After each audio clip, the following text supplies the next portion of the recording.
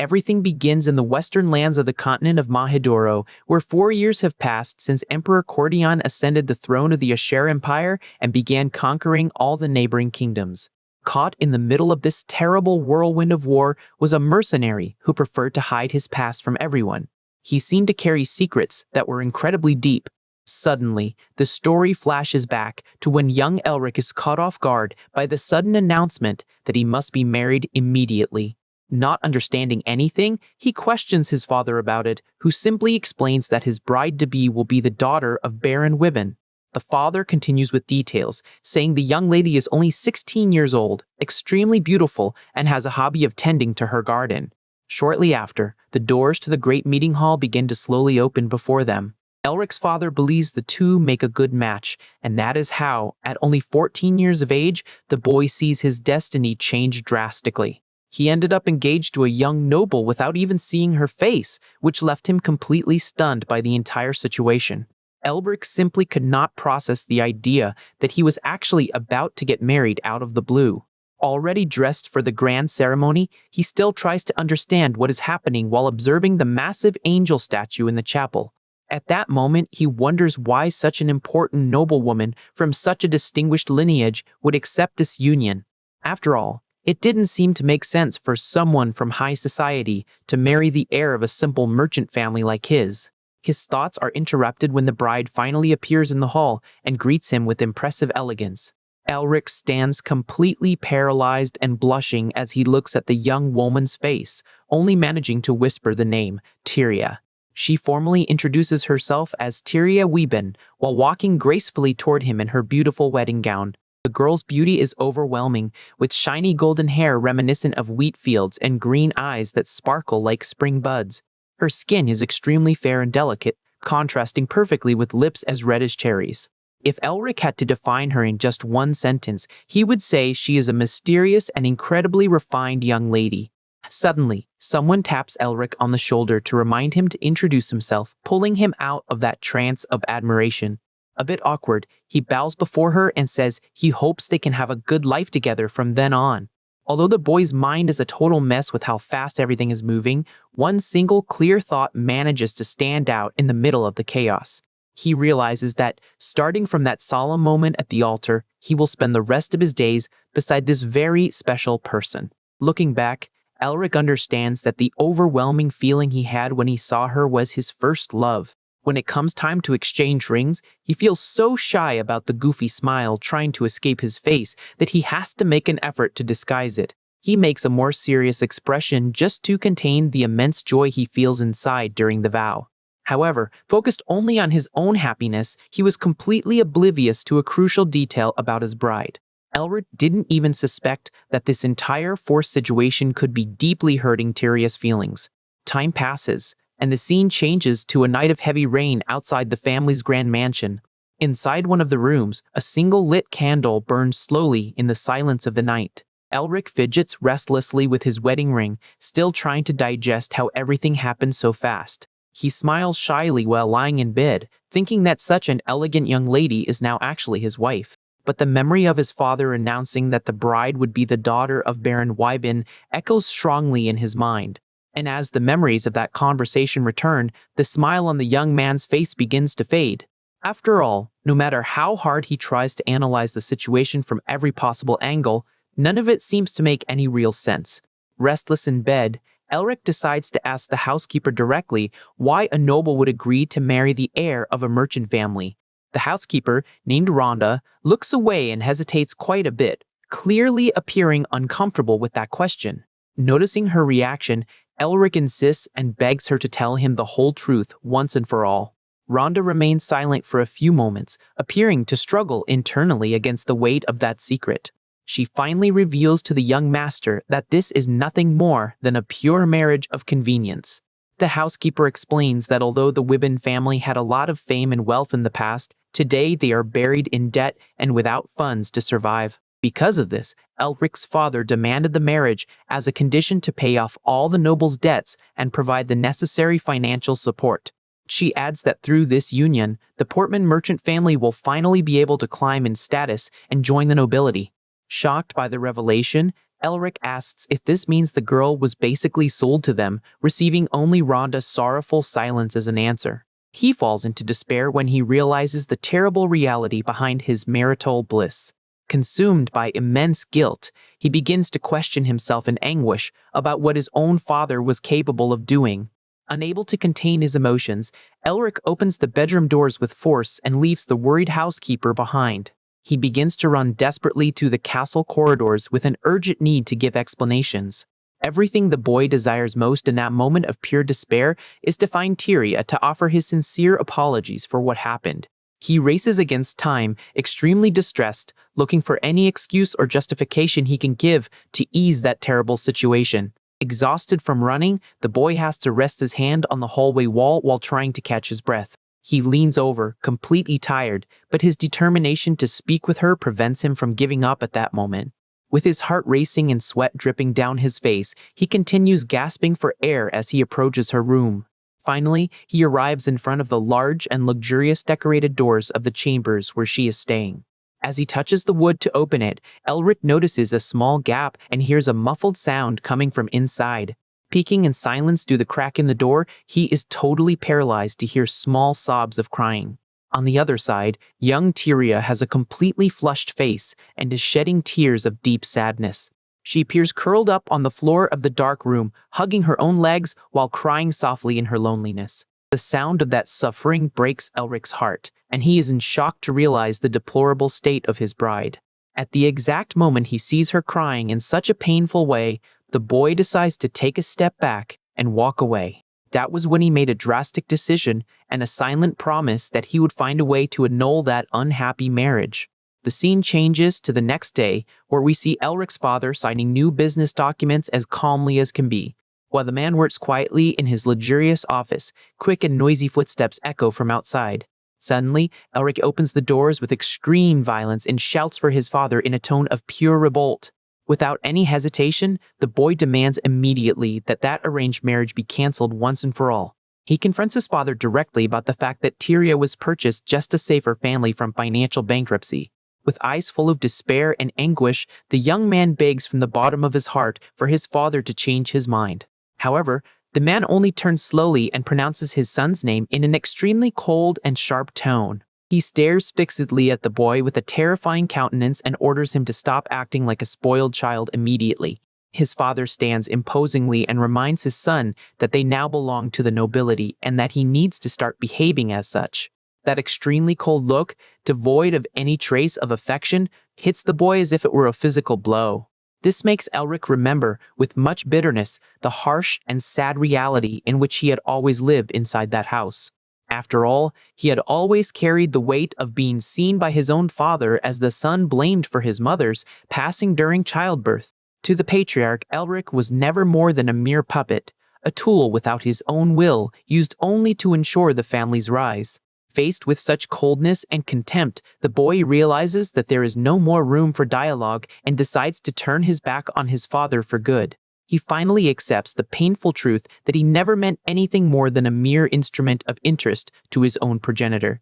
It is in this moment of deep disappointment that he makes a firm decision that he needs to disappear from that house as soon as possible. He would do this both to free the poor girl who was sold for money and to ruin his father's plans for greatness once and for all. For his escape to work, the young man decides to abandon the Portman surname and everything that connected him to that ambitious family.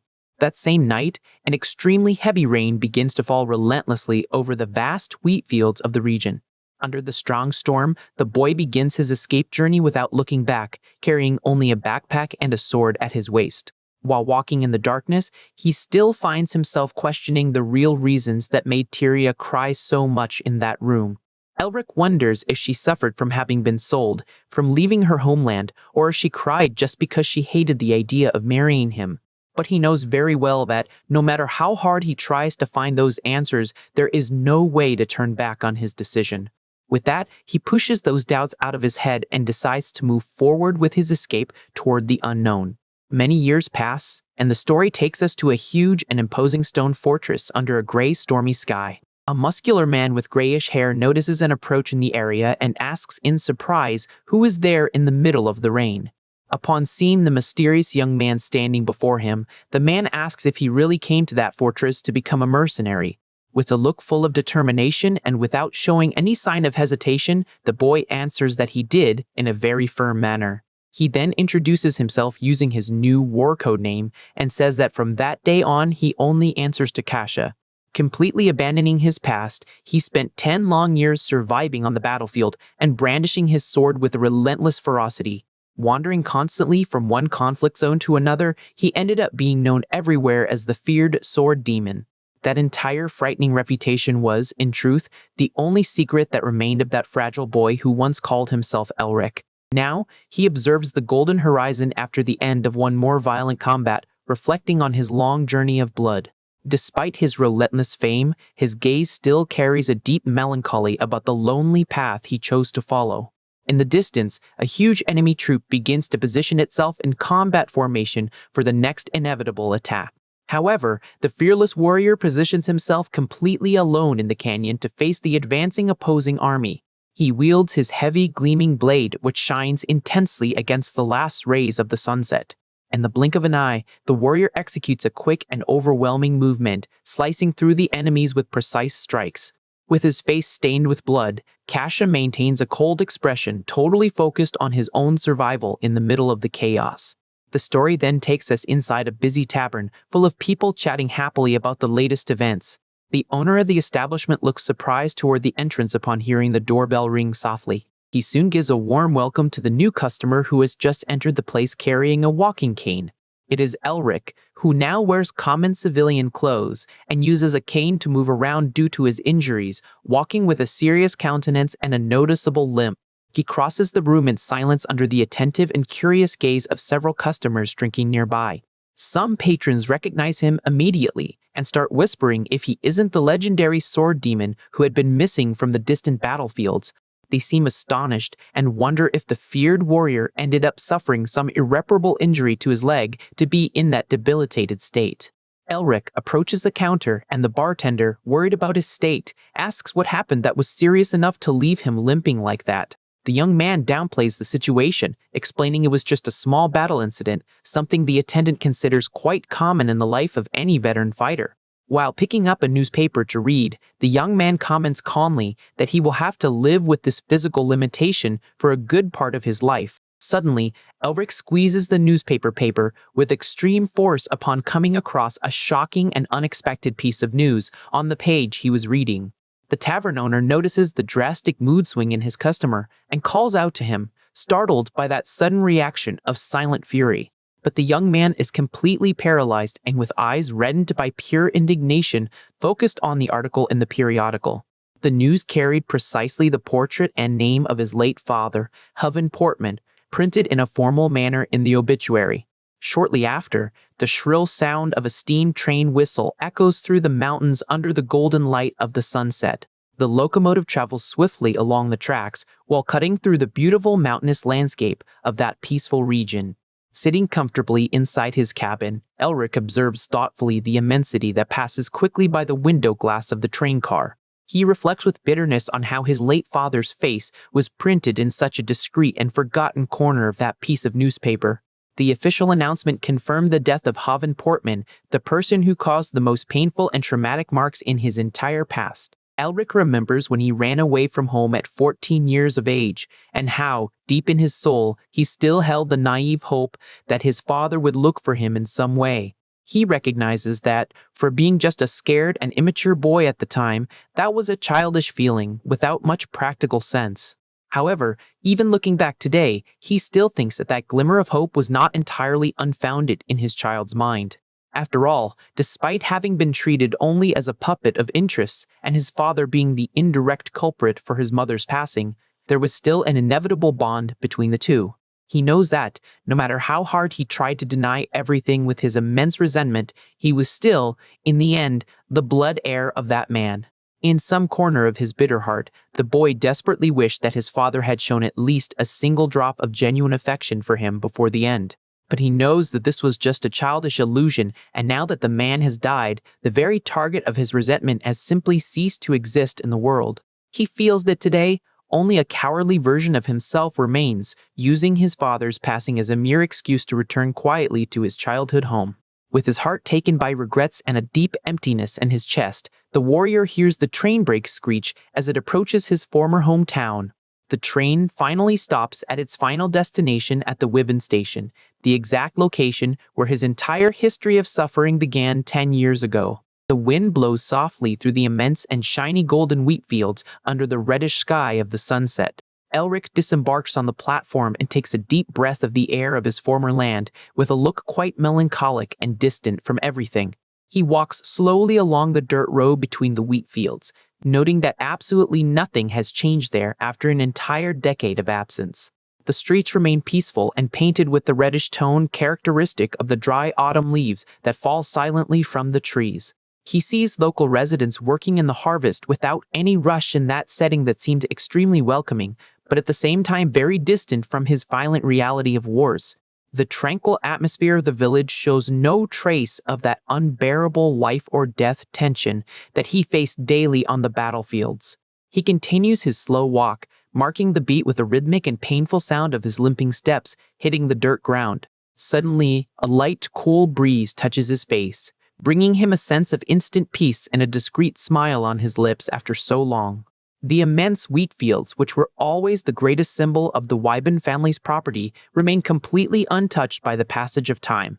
This golden vision brings to the surface the happy memories of his youth when he used to play hide and seek in a relaxed manner with the other boys of the village. He also remembers with fondness when he was scolded by the housekeepers for coming back with his clothes all covered in dirt after his daily adventures. With every new step taken on that rustic road, the memories of the past seem to resurface before his eyes with impressive clarity and vividness. He mutters thoughtfully about the strength of these memories, trying to understand the contradictory feelings that they still awaken in his wounded chest. But the warrior's slow steps are suddenly interrupted when he spots something unexpected further ahead on the dusty trail. The young man focuses his attentive gaze toward some female voices that begin to echo softly through the middle of the wheat field. He cannot avoid thinking about the sweet Miss Tyria and wondering if she managed to live well and happy during all these years that he was away. Elric smiles, resigned to himself, imagining that someone so beautiful and graceful must surely have already been courted and married to a good, high-class partner. It is at that instant that he notices an extremely delicate hand touching the golden ears of wheat gently, very close to where he is. His eyes widen in absolute shock upon hearing the voice of a maid shout Tyria's name loudly in the middle of the plantation. He turns around, trembling, and sees, a few meters away, Tyria herself carrying a bundle of harvested wheat while a servant runs, worried to try to help her with the weight. The housekeeper is startled to notice the presence of that stranger with a cane watching them and turns with an intrigued and apprehensive expression toward Elric. Elric observes the young lady closely, almost unable to believe that he is before Tyria again after so much time. At that moment, the maid approaches running and shouts, worried, for her mistress while walking hurriedly. The young man is extremely confused, wondering how on earth she could still be living in such a simple way on that farm. Totally incredulous of that situation, Elric asks why she is still there. Tyria, a bit awkward, answers that the reason for her being there is because she still remains his legitimate wife by law. Upon hearing that calm assertion, the young man feels like the biggest fool in the world for all his thoughtless attitudes of youth. He realizes how naive he was to believe that that forced marriage would simply be annulled by his sudden disappearance. After all, if that arranged union could be undone so easily, she would never have been sold to his family from the start. He questions himself for his selfish actions in the past, ended up imprisoning and stealing for good the last drop of freedom from that poor woman. The young man realizes that, in the end, he was incapable of acting in a mature and correct way with the people around him. He realizes that he failed miserably in protecting his own pride and, worse yet, in providing any kind of support or respect to the woman he had married. He sees himself only as a cowardly man for having fled his family responsibilities in such a childish manner. While he spent 10 years fighting and brandishing his sword aimlessly on the battlefields, she endured all the consequences in silence. He wonders how lonely, difficult, and painful her life must have been throughout all these years of total abandonment in the mansion. Although he feels he urgently needs to ask for her forgiveness for everything, the young man begins to doubt his own real intentions. He questions himself if he even has the right to do that, and if she would really be willing to accept the apologies of someone who left her behind. Completely awkward and quite embarrassed, the young man tries to stutter some words to try to start a conversation. Tyria just watches him in absolute silence, maintaining a calm and indecipherable expression under her large straw hat. Without showing any sign of irritation, she suggests in a practical manner that the two go into the house to talk better about the matter. Shortly after, she begins to walk calmly back toward the mansion, allowing him to follow her closely behind on the dirt road. Elric accompanies her in silence, feeling extremely tense and uncomfortable with all that unexpected calm on her part. Deep down, he desperately wished that she would at least get angry or shout at him for all the suffering he caused. After all, her extreme indifference seemed to hide a hurt much worse than any temperamental explosion of anger. While they walk toward the grand property under the reddish sky, he continues questioning himself about what really awaits him from then on. Suddenly, he notices movement coming from the entrance of the house and turns around quickly with a look of surprise. The young man's eyes widen upon noticing a very familiar figure coming out to the main door of the mansion. Tyria continues advancing toward the entrance, while the young man remains a little set back on the dirt road due to his injured leg. She notices the young man's obvious hesitation, interrupts her steps, and asks in a gentle manner if he is not going to accompany her inside. Caught by surprise by the unexpected delicacy in her voice, Elric swallows hard and tries to recover quickly from the shock. He answers that he is already going and grips his cane firmly, quickening his awkward step to try to catch up with her. They finally enter the imposing mansion, and one of the young servants politely asks for them to wait a moment while she goes to call the butler. Tyria waits patiently in the entrance hall, still holding firmly onto the bundle of golden wheat she harvested in the field. The young servant withdraws from there quickly, opening the large internal doors to fulfill the received order. Elric takes advantage of the brief moment of silence to observe in detail the luxurious environment around him. He is impressed to realize that, even after 10 years away, the interior of the imposing mansion remains absolutely identical to what it was before. Each small decorative detail of the place evokes deep and nostalgic memories of his turbulent childhood inside there. Even the exact number of windows and the location of each stain on the walls come to his mind with impressive clarity. Faced with so much nostalgia, and upon realizing that time seems to have simply frozen there, the young man lets out a light and discreet smile. However, his moment of reflection is suddenly interrupted when a firm female voice asks who he is. Elric turns around, surprised, toward that austere voice that sounds extremely familiar to his childhood ears. An elegant woman wearing glasses and formal housekeeper attire approaches slowly and questions with seriousness who he came to visit. The young man is in absolute shock to recognize that the woman before him is none other than Rhonda, his old trusted housekeeper. He realizes that, even after an entire decade, she has not changed absolutely anything in her austere appearance and impeccable posture. With a light smile on his lips, the young man asks in a relaxed manner if she really cannot recognize him. Rhonda watches him with quite a bit of attention, visibly confused by that intimate question coming from a complete stranger with a cane. However, upon focusing her eyes well on the young man's striking features, she finally realizes who he is and widens her eyes in complete shock of recognition. Rhonda is completely stunned and stammers the title of young master while watching the young man smile back with affection. With trembling hands and tears in her eyes, she asks if that man before her is really her dear boy Elric. He hugs her warmly and says in a soft manner that it has been a long time and that he is finally back home. Holding back his tears, the dedicated housekeeper is moved to confirm that the young man she helped raise has returned safe and sound. She comments, astonished, that he has changed so much in these 10 years that it became almost impossible to recognize him at first. The young man smiles gently and agrees that he really has changed quite a bit in this time, making that reaction perfectly understandable. But suddenly, an extremely intriguing thought strikes Elric's mind, leaving him thoughtful and confused. He remembers perfectly when Tyria stated, moments ago, that she remained on the farm because she was his legitimate wife. The young man reflects on the fact of now being a rustic man who spent 10 years fighting on bloody battlefields.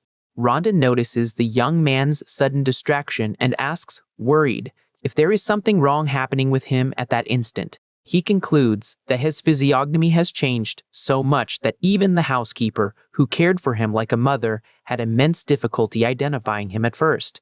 Knowing this, the young man wonders how it would be possible for his bride to know who he was without any hesitation. Sweat drips down his forehead while he tries to decipher this great mystery that involves Taraya's behavior. He simply cannot understand how the young woman was able to recognize his face at first sight after so much time away. Time passes, and the scene changes to the interior of a luxurious room in the mansion, where the white curtains sway softly with the wind. Tyria appears standing in front of the huge glass window, observing silently the beautiful landscape of the sunset. She follows with attention the conversation between Elric and the housekeeper that occurs right below in the property's garden. The young man feels that he is being watched from up there, turns around quickly, and ends up blushing quite a bit with the situation. Upon noticing that she was caught spying, the young woman recoils, startled, and brings her hand to her chest with a racing heart. She tries to catch her breath while leaning on the wall, and her face becomes completely red with shyness.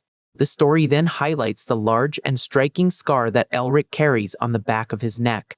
Besides focusing on his long brown hair and his deep gaze that carries marks of suffering, to Tyria, absolutely nothing seemed to have changed in the essence and gaze of that boy she knew so well in childhood. Later, Elric relaxes in a luxurious hot water bathtub, but he still remains intrigued by the mystery of the recognition.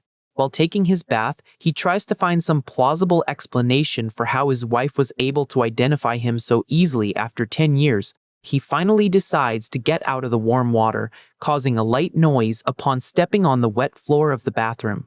The young man wears his white robe and begins to tie the belt, but takes a big scare upon hearing the door open suddenly. He turns his head confused, widening his eyes before the unexpected presence that arises right in front of him. It is Tyria, who enters the environment quietly, wearing only a white towel wrapped around her body after her bath. Upon noticing his presence there in the same private space, her cheeks turn red with shame instantly. Desperate with the discovery, the girl tries to cover herself more and starts to stutter several apologies for the misunderstanding. Seeing that she is about to cry from so much embarrassment, Elric tries to calm her down in a hurry so she does not panic. He gestures nervously and asks her not to shed tears because of that embarrassing situation. But the tense and shy atmosphere between the two newlyweds seems to only increase with every second of silence in that steamy room. To make the situation worse, a young maid with red hair opens the door holding a basket of clothes and lets out an ear-splitting scream upon seeing the intimate scene. In complete panic with the catch, the servant throws everything on the floor and runs out as fast as she can to the mansion's hallways. She screams desperately for help from outside, unable to understand what on earth is happening inside that room.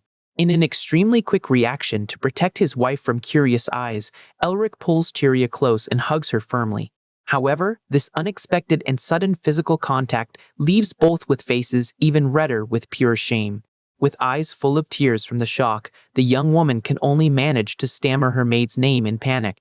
Trying to get around the situation in any way, the young man tries to invent a lame excuse that he only held her so she wouldn't fall on the slippery floor. The story then transports us back to the dark times of war on the Shevard defense line, where the 5th Guard Regiment is positioned.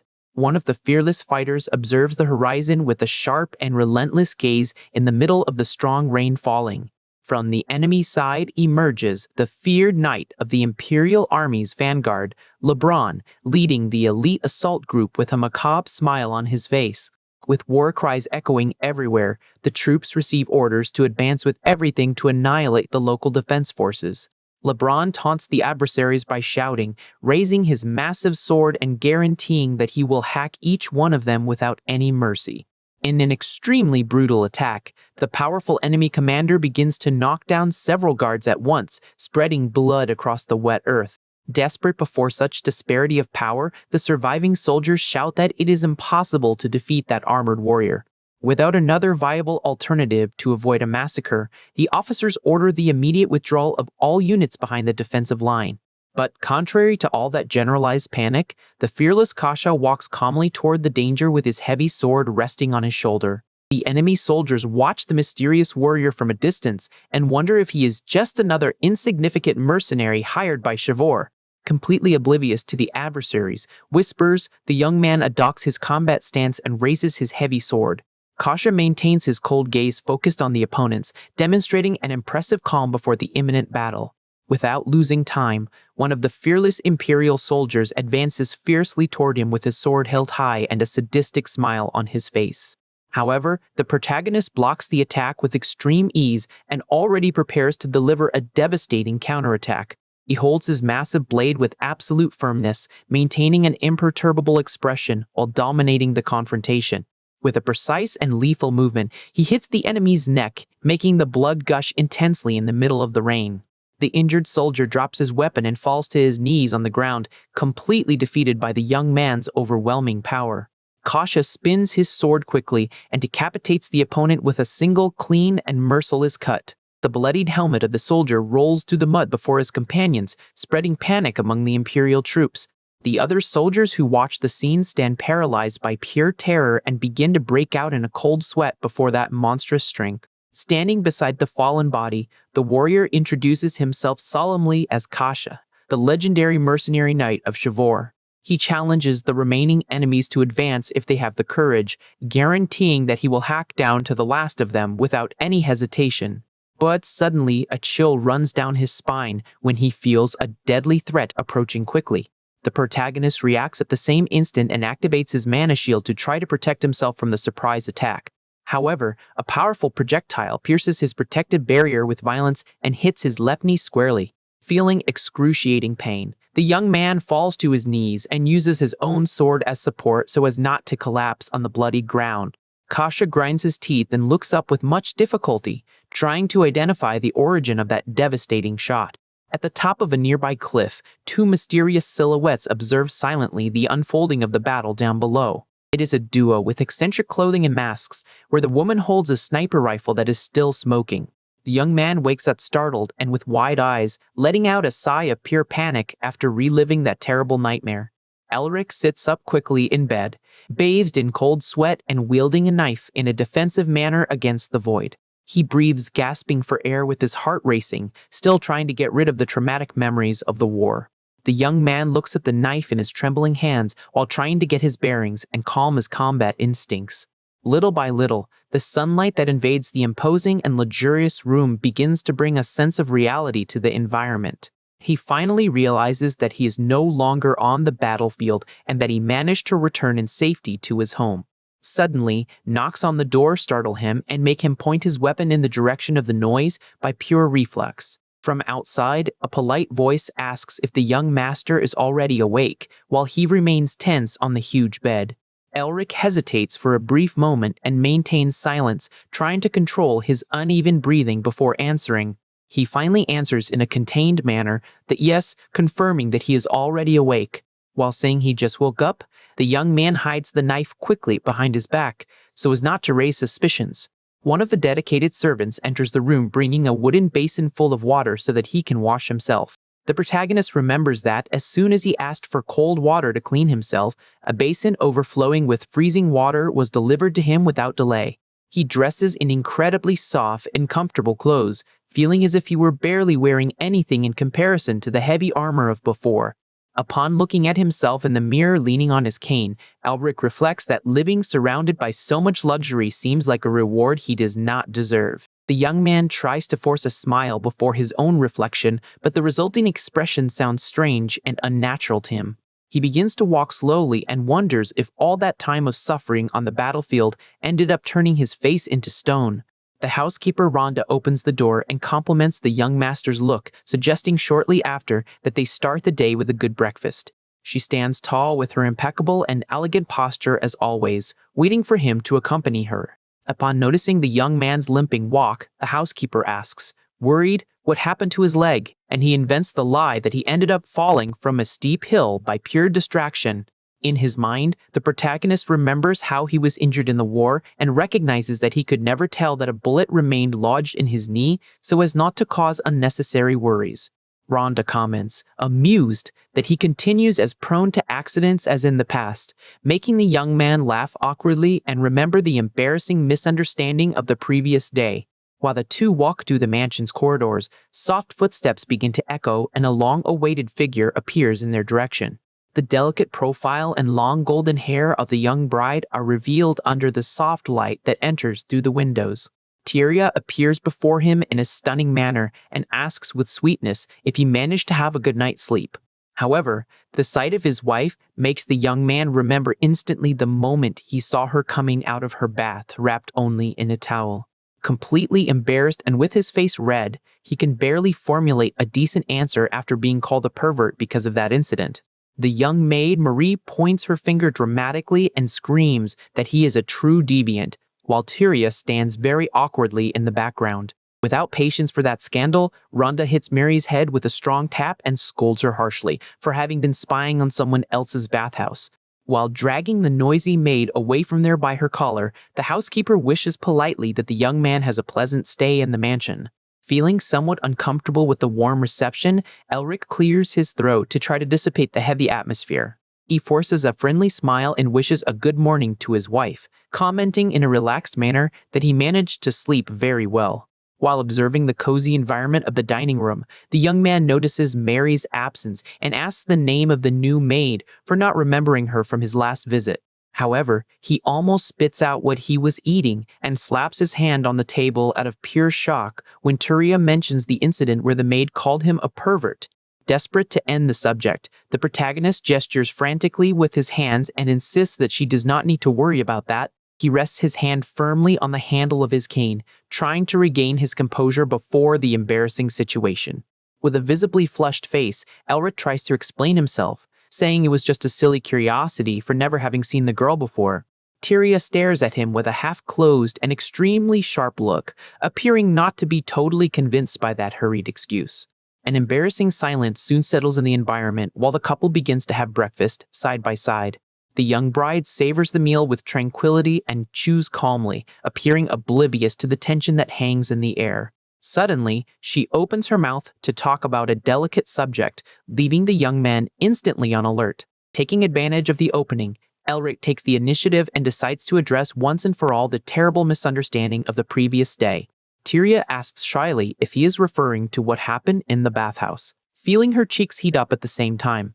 The young man tries to stutter a formal apology, but she interrupts him quickly with a nervous gesture to end the conversation.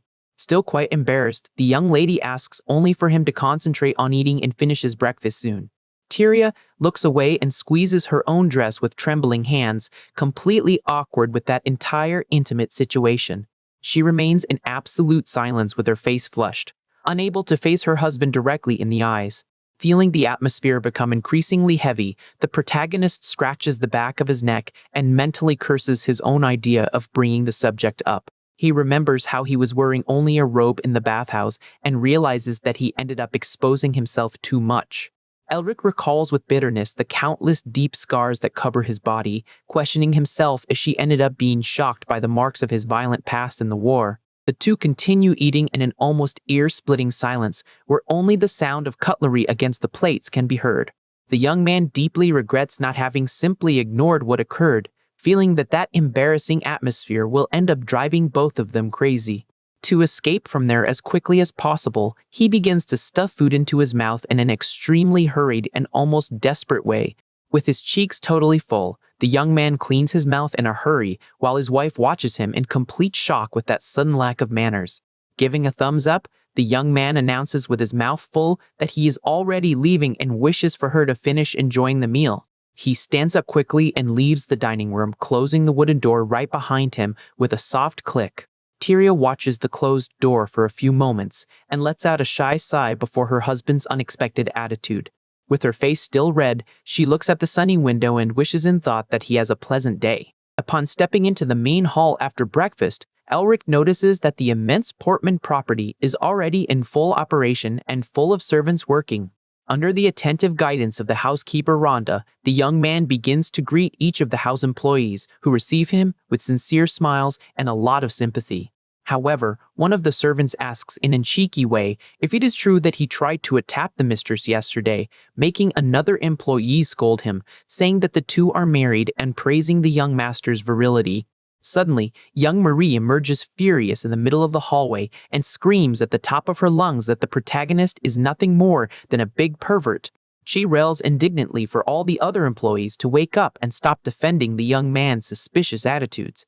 The young maid continues her scandal, saying that he disappeared for 10 years only to return with this type of behavior, but she is interrupted when a firm hand holds her shoulder.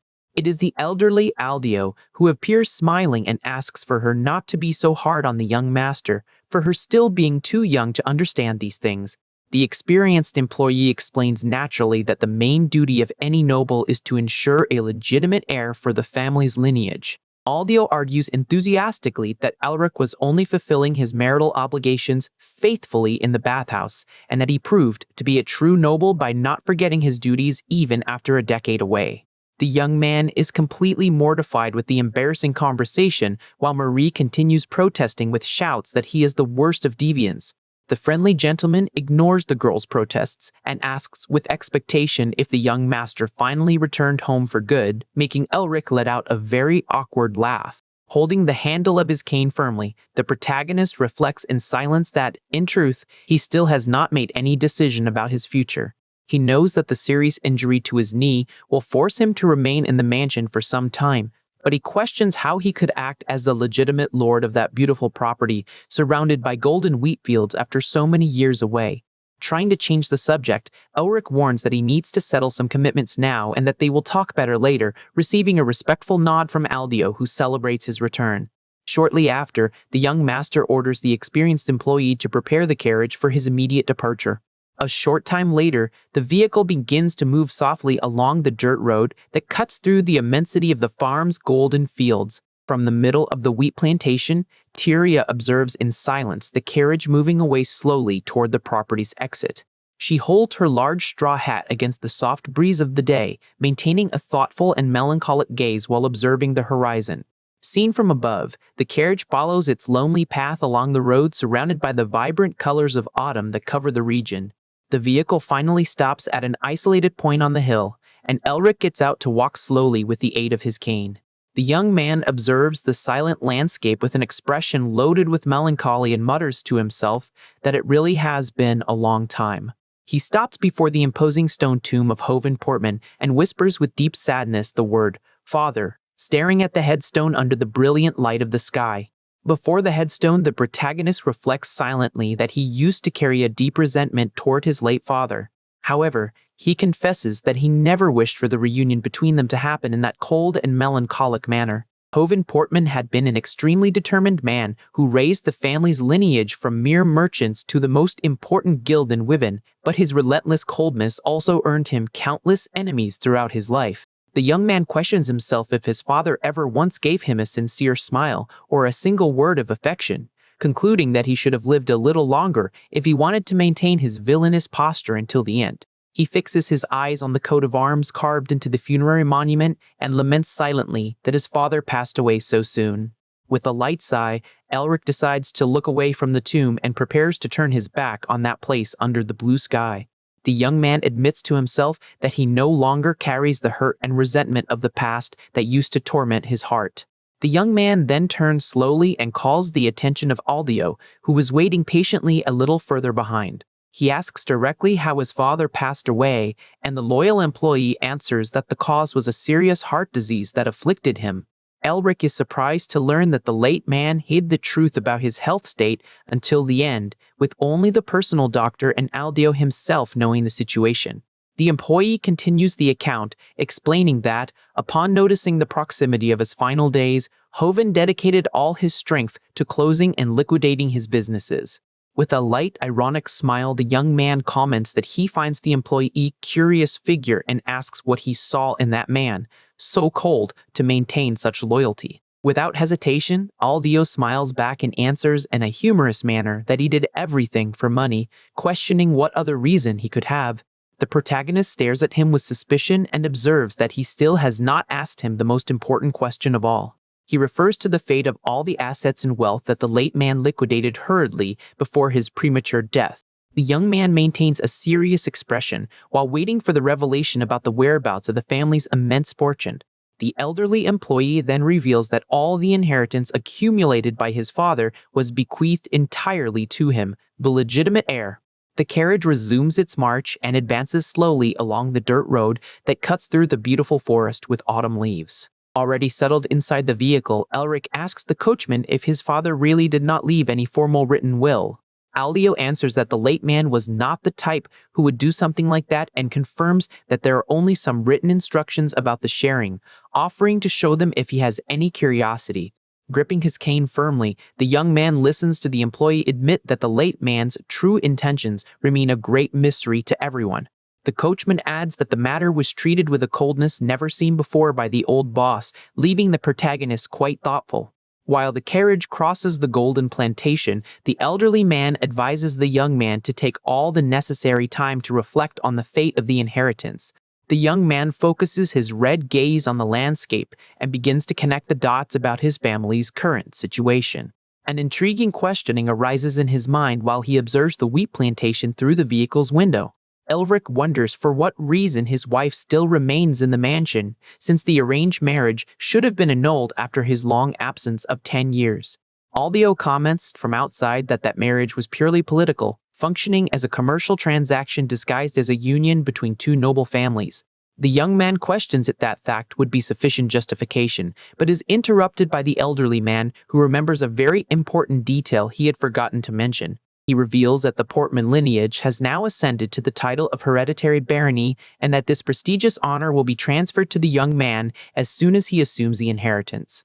The employee emphasizes that all the fortune belongs exclusively to him by right and not to the young lady who lives on the property. The carriage finally parks in front of the main entrance of the imposing and luxurious mansion of the family.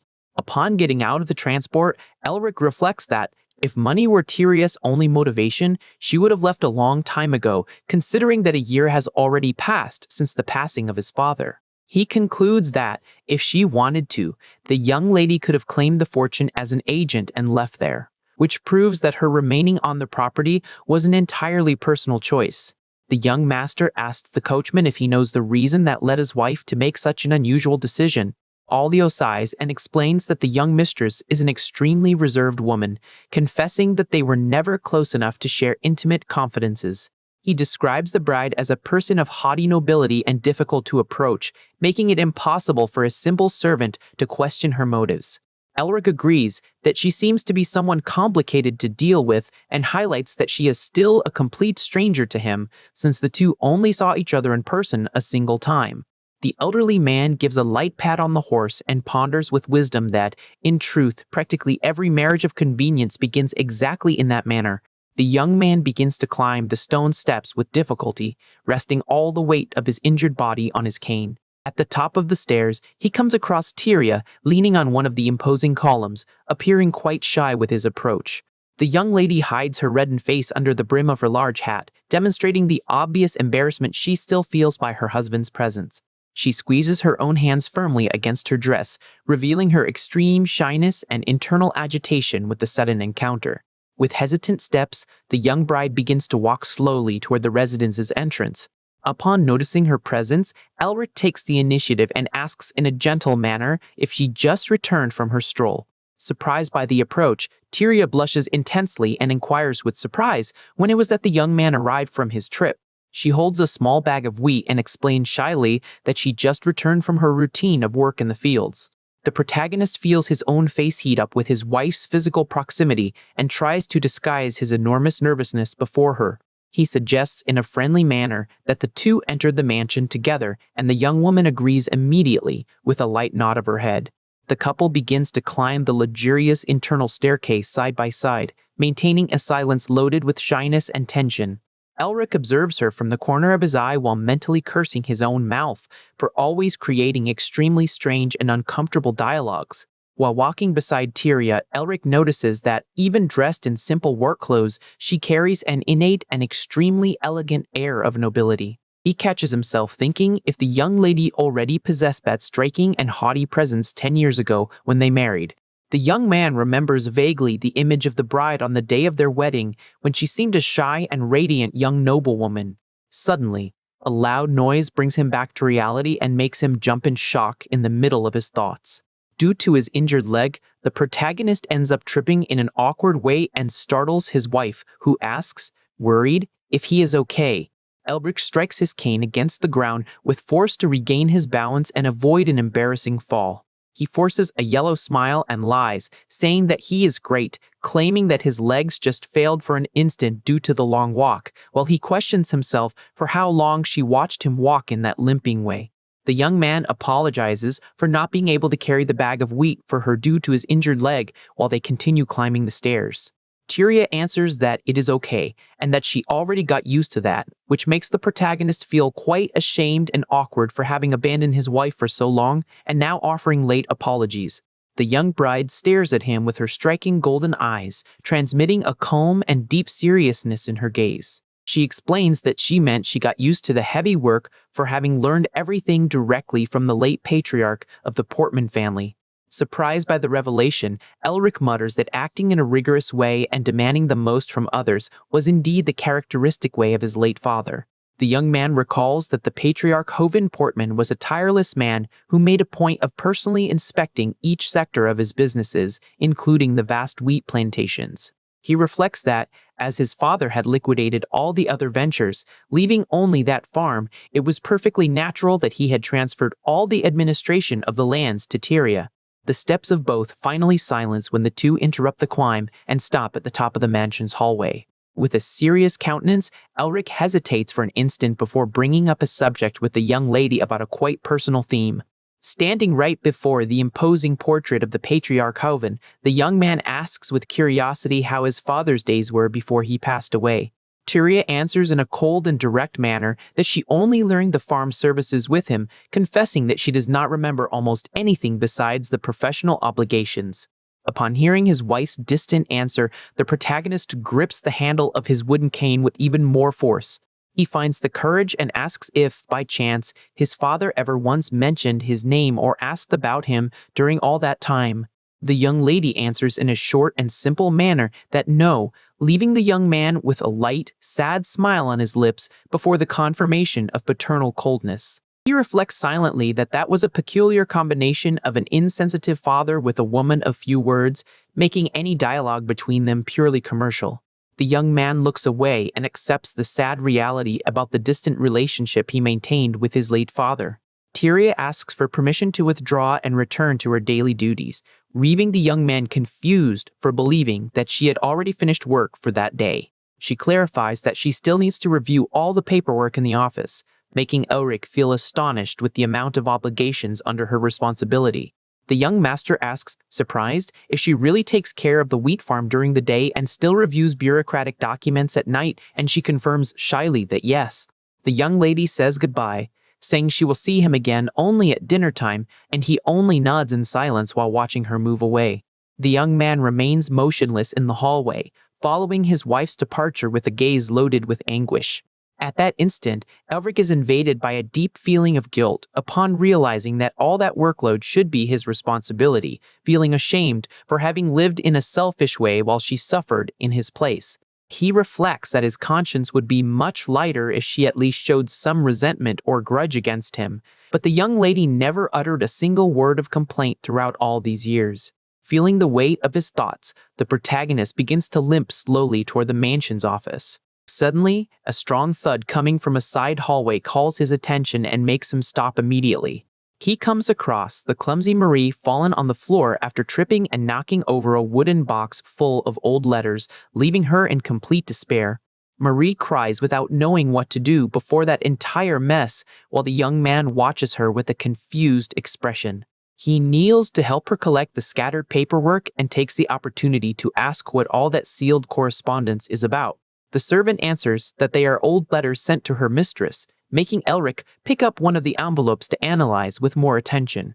The young master is quite impressed to notice the enormous amount of correspondence kept in that box. However, the young man's expression changes instantly and his eyes widen upon recognizing the sender of one of the pieces of correspondence. He realizes that the letters were sent by the Weeben family, remembering the terms of the political marriage agreement that sealed Tyria's fate. The protagonist opens the letter and begins to read attentively the content written by the young lady's father. In the text, Baron Wibben insists for his daughter to give up waiting for a husband who will never return and return home, even offering a new marriage to spare her from more suffering. Elric realizes that his father had transferred all the family's fortune to his name, leaving his daughter-in-law without a single cent even after 10 years of exclusive dedication to the Portman property. He rests the letter on the office's wooden table, recognizing that if his wife had taken all the inheritance for herself, it would only be a fair payment for her years of effort. The young man sits at the table and rests his head in his hands, questioning himself if Tyria's true reason for having remained there was only to preserve the legacy left by his late father-in-law. However, he still cannot understand the reason for her having dedicated so much to a cause that would not yield her any financial reward.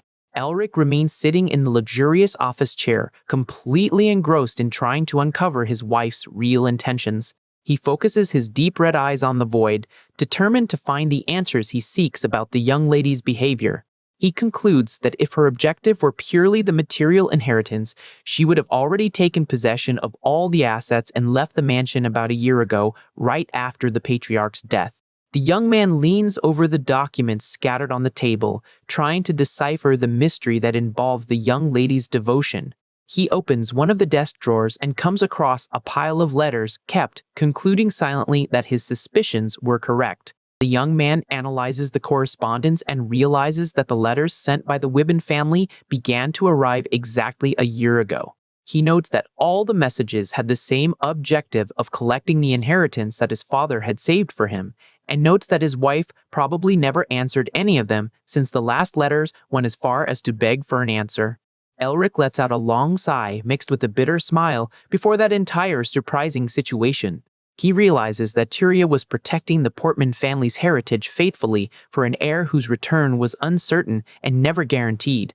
Knowing that not even the loyal coachman Aldio knew the existence of those collections from his bride's family, the young man concludes that the young lady must have made a tremendous effort to hide the entire truth. The protagonist realizes with sorrow that his wife had been facing that difficult battle completely alone throughout the entire previous year. He observes Tyria working from afar in the fields and recognizes the impressive strength and determination of that young lady, so reserved. The young master reflects that he would not have the slightest right to blame her if she had simply taken the fortune for herself, questioning himself in thought why she chose to tread a path of so many trials. Meanwhile, in her private chambers, the young mistress settles before the vanity and begins to get ready for the meeting requested by her husband. She arranges her blonde hair delicately and ties a light satin ribbon bow behind her head. Wearing an elegant dark blue dress with lace details, Tyria observes her own reflection in the mirror with a quite serious and thoughtful expression. Suddenly, young maid Marie emerges in the room with red cheeks of excitement and celebrates that the moment finally arrived. The servant joins her hands and screams enthusiastically that the young master finally took the initiative to request a meeting alone with his wife. The girl makes a funny face and mutters that, although his behavior in the bathhouse was unforgivable, she remembers the words of wisdom from butler Aldio. Marie insists out loud that giving an heir to the family would also be wonderful for her mistress herself, leaving Tyria completely red and confused with such boldness. Unable to contain her exaggerated excitement, the maid begins to jump with joy through the room with bouncy little steps. She advances suddenly and grabs the skirt of her mistress's luxurious blue dress with a lot of force. Kneeling on the rug, Marie begs dramatically for her mistress to follow the experienced butler's recommendations. The maid sheds theatrical tears and warns that the young man is a shameless deviant who can run away from home at any moment for having abandoned her in the past, insisting that the best thing to do is for the two to get closer once and for all.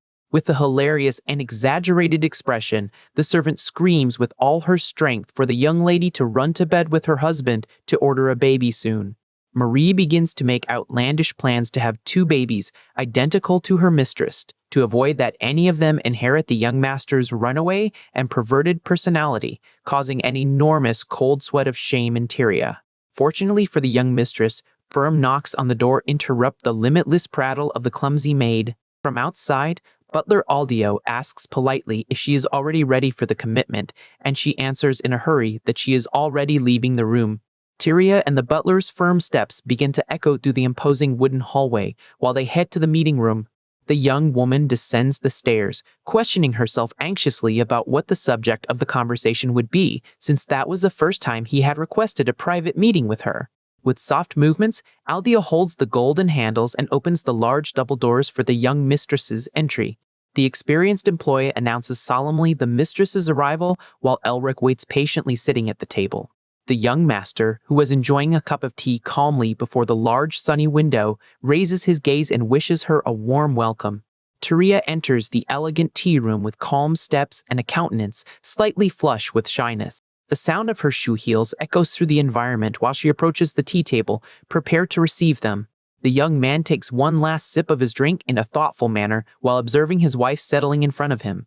Seen from above, the duo positions themselves in the center of the imposing hall, decorated with classic furniture and bathed by sunlight. Without beating around the bush, Elric places the letter on the table and offers sincere apologies for having opened the correspondence without authorization, explaining that he found them by chance fallen in the middle of the mess made by the maid. He touches a sealed envelope and asks in a direct manner if he could question her about the content of those mysterious letters. Tyria widens her eyes and lets out a light gasp of surprise upon realizing that her great secret was discovered by her husband.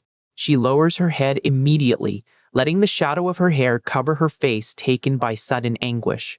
In silent panic, the young lady fears that the young man might misunderstand her true intentions and start seeing her as a greedy woman without scruples interested only in the inheritance. The young man breaks the silence, commenting calmly that he discovered that she spent the entire last year ignoring solemnly all those collections from his family. He stares at her in a serious manner and confesses that he only called her there to obtain an answer for the reason for her having protected his inheritance with such tenacity, even without having any guarantee that he would return alive one day. Elric highlights that she could easily have taken possession of all the wealth for herself without anyone being able to stop her or judge her for it.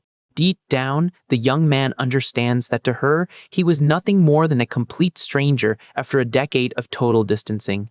He reflects that the insistence of that unknown young lady in safeguarding the patrimony of an absent husband remained an incomprehensible mystery to his mind. He asks for her to reveal the truth about the reason for having refused to return to her homeland in Wibben even before her father's insistence. With her face partially shadowed and lips closed, the young lady mutters the family's surname in a firm and solemn manner. She raises her head with determination and declares with her striking golden eyes that her official name now is Tyria Portman.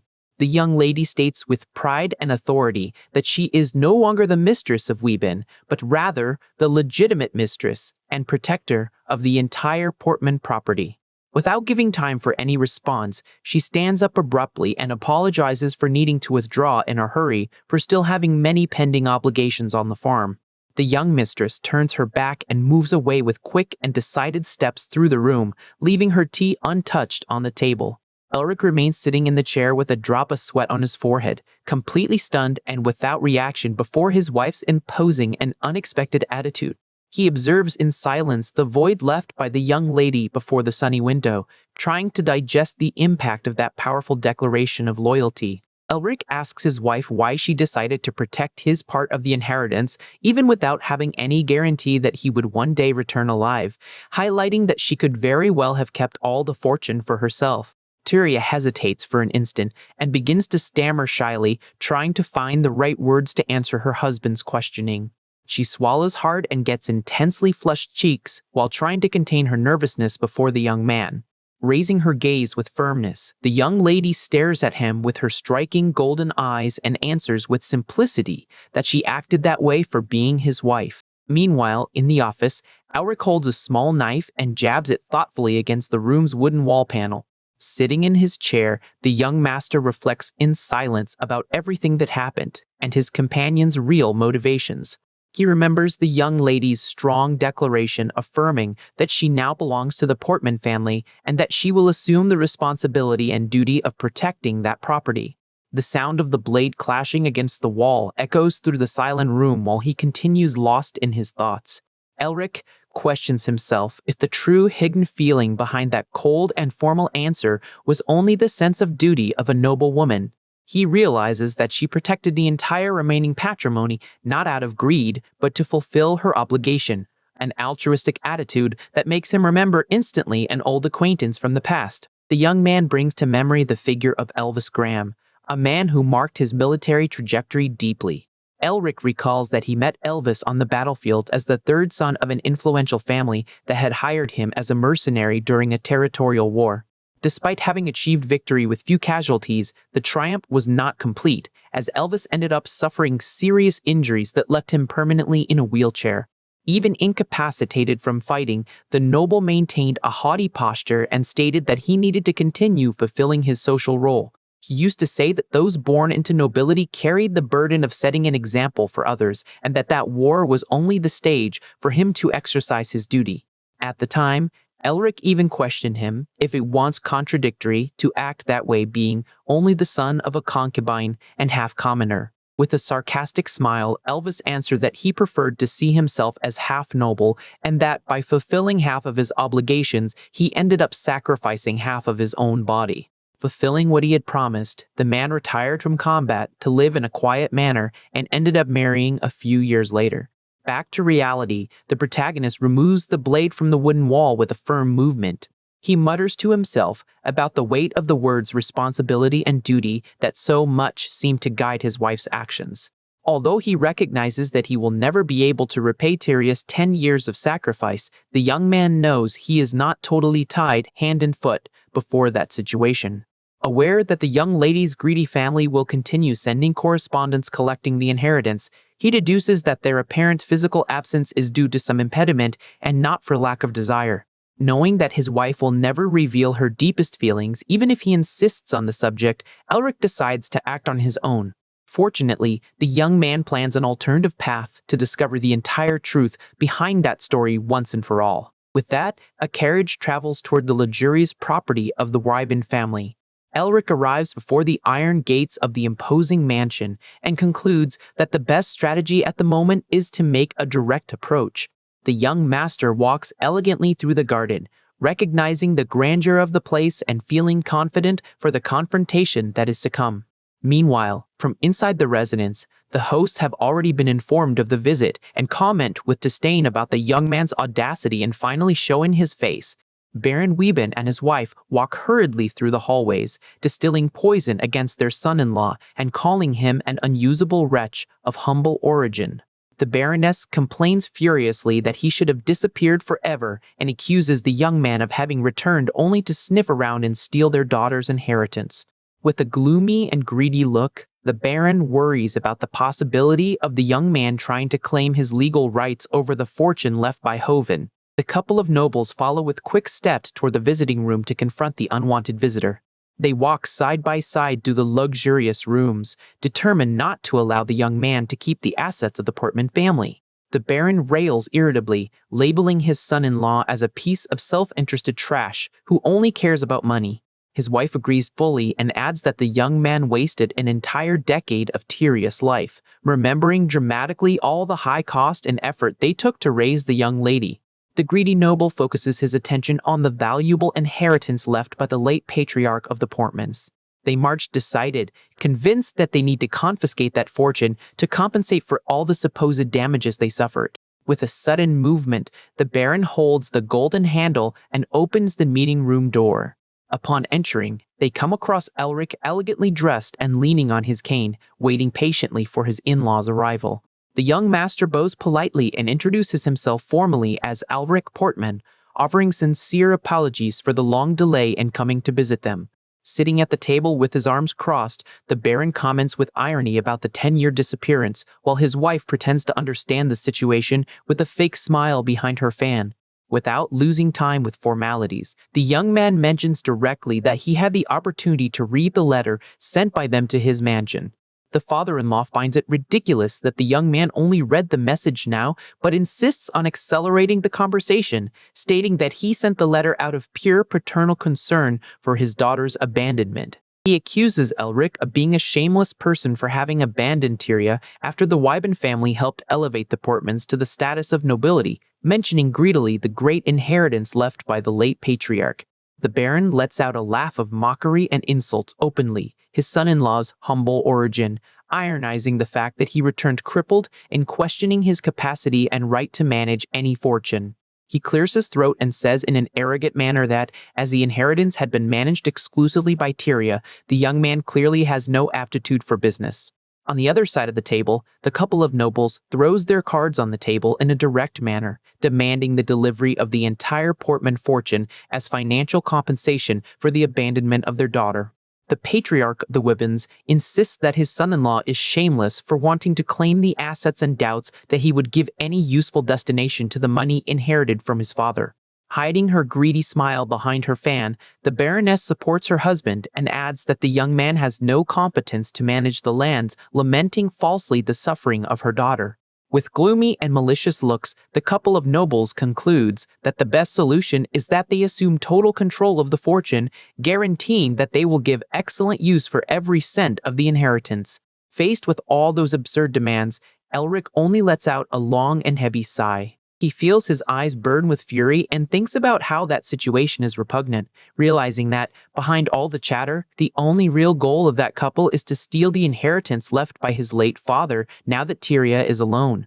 The young man concludes that the two saw the perfect opportunity to enrich themselves at the expense of someone else's patrimony without caring minimally about the well-being of their own daughter while trying to usurp the lands only to fill their pockets with gold. Taken by a deep disgust, the young master realizes that he can no longer bear to hear even a single word coming from such disgusting people. Elric closes his eyes to breathe deeply and warns coldly that, before anything else, he would like to clarify a point. He stares at them with firmness and offers apologies for not having brought his wife to that meeting, explaining in a serious manner that she finds herself very busy managing the farm tasks at the moment. Baron Joseph Wieben loses his patience completely, hits the table with force, and screams for his son-in-law to stop trying to change the subject, demanding total focus on the discussion about the division of the inheritance. The man rails furiously for the young man to stop being greedy and deliver the fortune to the two soon, questioning if he really thinks it is fair to claim those assets after having spent 10 long years away from home. Faced with the incessant shouts of his father-in-law, who accuses him of avarice, Elric covers his own face and lets out a sarcastic laugh, repeating the word greedy with total contempt. He moves his fingers away slowly, focusing his intense red eyes on the man, and asks with a threatening tone of voice what exactly Joseph intends to do in case he decides to act with such greed mentioned. The Baron swallows hard and stammers, startled, while his son-in-law repeats in an intimidating manner the question of what they would do in case he resolved to take possession of all the wealth for himself. The young man challenges his father-in-law to say something and to reveal what his reaction would be, mocking the fact that the man suddenly fell silent right after having shouted with so much arrogance.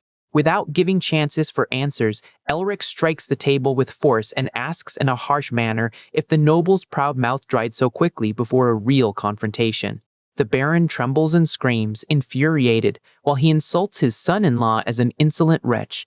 The young master stares at him coldly and confirms that, apparently, his father-in-law finally understood with whom in fact he was dealing.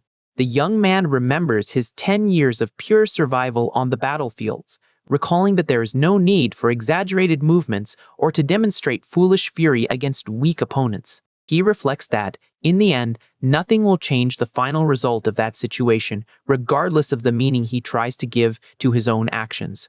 Elric looks right into the depths of the Baron's eyes and advises him to keep his mouth shut, starting from that instant, warning that this would be the best choice in case the two still want to continue receiving Tyria's financial support. He lets out a mocking smile and comments how he finds comical that entire ridiculous scene created by two people who possess absolutely no legal right over his wife's inheritance. The young man stands up leaning on his cane and turns his back on the two, declaring with authority that the only ones truly consumed by greed there are the in-laws themselves. Joseph screams uncontrollably behind him, threatening to invade the Portman property to end the young man's life, but Elric only answers with disdain for the man to feel free to try whatever he wants. Before crossing the large doors, the protagonist casts one last frightening look over his shoulders and warns that he will be waiting anxiously for that attempt. A short time later, the young master's carriage begins its return journey, cutting through the dirt roads surrounded by trees under the afternoon light. From inside the vehicle, Elric rests his head on his hand and lets out a long sigh of exhaustion while trying to calm down after the tense confrontation. He begins to question himself if his arrogant attitude was really any different from the greed of his in-laws, concluding bitterly that, in Tyrion's eyes, he continues to be only one more selfish sinner. The young man remembers his own harsh words said in the Wyvern mansion and begins to doubt if he really took that initiative to defend his wife from her terrible family. Holding the handle of his cane firmly, he wonders if he acted that way only to inflate his own and distorted sense of superiority. The young man confesses to himself that the feeling that dominated him in that hall was not compassion for Tyria, but a bizarre and perverse satisfaction upon crushing and humiliating his in-laws completely.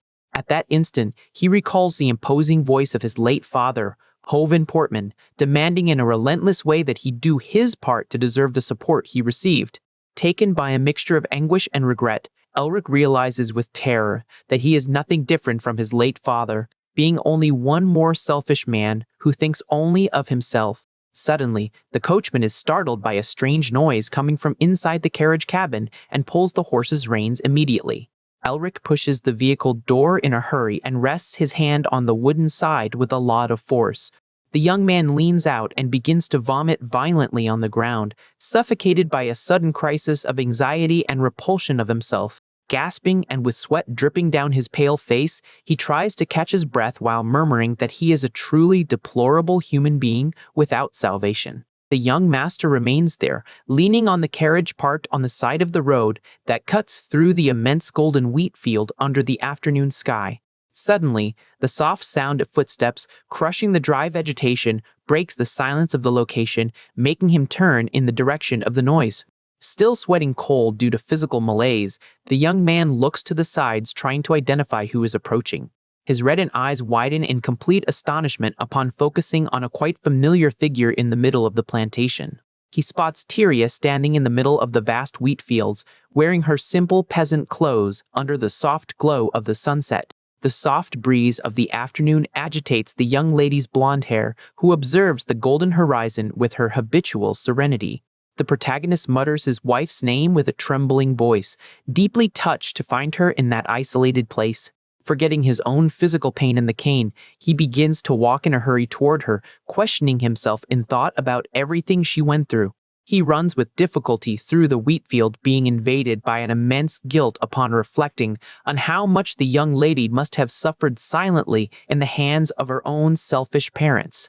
The young man feels suffocated upon realizing that his late father was also one of those responsible for placing that terrible burden on the shoulders of such a young girl. Aldio and little Marie observe the scene from afar with confused expressions, while Elric continues his desperate run through the field, blaming himself for also having been one of the causes of that suffering. He reflects that all the people who surrounded the life of that poor young lady, including himself, in some way hurt or exploited her throughout time. The young man finally reaches his wife and holds her wrist firmly, interrupting the young lady's walk in an abrupt manner. Startled by the sudden approach and the young man's gasping breath, Tyria turns around and asks, confused, what is happening to him. Without strength to remain firm and taken by an immense regret, Elric bows before his wife in the middle of the wheat field, holding her hand while he begins to apologize for everything. Elric begs for his wife's forgiveness, apologizing for having abandoned her completely alone for 10 long years and for having tried to justify his selfish attitudes as if they had been for her own good. Holding Tyria's hands in the middle of the plantation, he assumes the guilt for every trial, pain, and difficulty she was forced to face without any support. The young mistress listens to him in absolute silence, widening her eyes in complete astonishment upon seeing the proud heir admit that all that had been a great mistake of his. This attitude, so vulnerable, brings to the surface memories of the past, when the two were children, on the day that a young Elric wielded a piece of wood to defend little Tyria from a pack of magical beasts. After frightening off the monsters, the small heir turned toward the blonde girl and asked if she was okay or if she had been bitten in some place. The girl answered shyly that she was unharmed, but pointed with worry to the boy's leg that presented a bloodied cut. Upon noticing the injury, little Elric jumped with shock and began to rail, irritated at the cursed beasts for having dared to bite his leg. Embarrassed, The young lady asked in a low voice for him to come closer so she could examine the wound. While bandaging his wound with delicacy, she heard him say proudly that his name was Elric Portman and that he only helped her because that had occurred on his family's lands, dismissing any gratitude. Seeing the girl's silence while she cared for him, Elric asked if she was always so quiet and suggested that she try to please him, boasting that one day he would become a prestigious royal knight. Little Tyria did not say a single word and only continued her work with her cheeks intensely flushed with shyness. Upon finishing the well-made bandage, she announced shyly that she had finished, making the young man thank her awkwardly while looking away. Surprised by the girl's ability, he commented that she seemed like a lady of high nobility, but asked curiously where she would have learned to treat wounds with such dexterity. She whispered almost without sound that her nanny used to care for her in that manner, making the boy complain for not being able to listen and demand that she speak louder. Feeling pressured by his impatient tone, the young lady only shrugged and became even redder and embarrassed. Elric muttered that it would be difficult for her to survive in the world with such a shy personality, warning in a provocative manner that she would never be able to get married if she continued acting like that. Shortly after, he blushed lightly and muttered that, in case he became a royal knight, he could consider the idea of taking her as his bride. Upon hearing that unexpected promise, little Tyria widened her golden eyes and felt her heart race with strong emotion for the first time. Entering into a panic with her silence, the boy began to shout, red with shame, telling her not to boast just for being beautiful and inventing that he only wanted her around for her medical skills. He moved away, stepping firmly and shouting that she would beg to marry him when he conquered the title of knight, becoming irritated for having been ignored by the girl until the last second. Upon seeing him leave in that proud and noisy manner, the young mistress only let out a tender and discreet smile at the corner of her lip. Back to the present, in the solitude of his chambers, the image of that determined and confident young Elric remains kept in an elegant frame. Tyria holds the husband's childhood portrait with affection, remembering with nostalgia the promise made by the boy so many years ago. She smiles sweetly upon noting that, although he never became a royal knight, destiny in some way found a way to reunite them again under the same roof. As the sunset colors the Portman property skies, the housekeeper Rhonda instructs Marie to prepare the tea service for the long-awaited meeting between the masters. The head housekeeper leads Tyria back to the mansion's chambers with firm and elegant steps to the imposing hallways. During the pass, Rhonda comments in a tone of worry that the young master's expression seemed quite heavy and melancholic on that day. The young mistress walks anxiously with her hands together, questioning herself in thought about what the real reason would be behind that call from her husband. Upon arriving before the office, the housekeeper knocks softly on the wooden door and announces solemnly that the young master's wife has just arrived. Sitting face to face in the luxurious visiting room, the couple remains under a tense silence, with Elric keeping his head low in a thoughtful manner. To break the ice of that heavy environment, Tyria takes the initiative and comments shyly that she would like to share something important with him. However, the young man interrupts her in a gentle manner, explaining that it was precisely to tell her something very important that he had requested her presence there. Fixing his expressive red eyes on her with total seriousness, the protagonist pronounces a sincere and deep apology. Tyria brings her hand to her mouth and lets out a light sigh of pure astonishment, completely stunned before that unexpected attitude of her companion. Elric continues his venting and begs for forgiveness for having abandoned her to her own fate precisely on the day of their wedding, leaving her to carry the entire burden of the property alone. He admits that at the time he acted in an extremely foolish and impulsive manner, being incapable of predicting the serious consequences that his thoughtless actions would bring to her life. The young man recognizes all the emotional wounds and the great difficulties that she had to endure in complete loneliness, reinforcing his desire to redeem himself for the past. With a look loaded with hope and sincerity, the heir asks if she would be capable of accepting his sincere apologies. Tyria stares at him with sweetness and guarantees that he has no obligation to apologize for those old decisions. She confesses with serenity that she never held any grudge against him and that remaining in the Portman mansion was a totally personal choice of hers, insisting that he should not blame himself for anything. However, upon noticing the persistent guilt in the young man's gaze, the young lady recognizes that his heart would never find peace if she simply rejected his request. With a beautiful and warm, reddened smile on her face, she declares with affection that she accepts the husband's apologies with pleasure. Faced with the generosity of the young lady, Elric's tense expression finally dissolves, giving way to a smile genuinely relieved and grateful. He thanks her with all his heart for her understanding and calls her affectionately, "my lady." A short time later, the two begin to walk together through the hallway, with the young man utilizing the support of his dark wooden cane. Demonstrating worry, Tyria asks if his injured leg is feeling a little better, and he answers that he is fine, trying to change the subject shortly after. Elric laments shyly for taking her precious time knowing of her so busy routine, but she asks sweetly for him not to worry about that. After hesitating for a few moments, the young lady calls him in a shy manner, awakening the attention of her husband, who encourages her to speak what she is thinking. Totally flushed with shame, Tyria asks with her head lowered if, instead of calling her "my lady" in such a distant manner, with her face boiling with shyness and her heart racing, the young mistress whispers shyly if he could start calling her "my wife." Elric is confused with his wife's inaudible whisper and asks, a little awkwardly, what she had just said. Before Tyria can answer, the hallway door is opened suddenly by the clumsy Marie, who announces with shouts that the tea is finally ready. However, with the abrupt entry of the servant, the young man loses his balance totally, lets out a shout of shock, and lets his cane fall to the floor. Without being able to support himself, the young master falls forward and lands directly on top of Tyria, leaving both in an extremely compromising and intimate position on the sofa. Aldiel emerges right behind with a malicious smile on his face and comments in a joking tone that the couple seem to be quite busy planning the birth of an heir for the Portman family.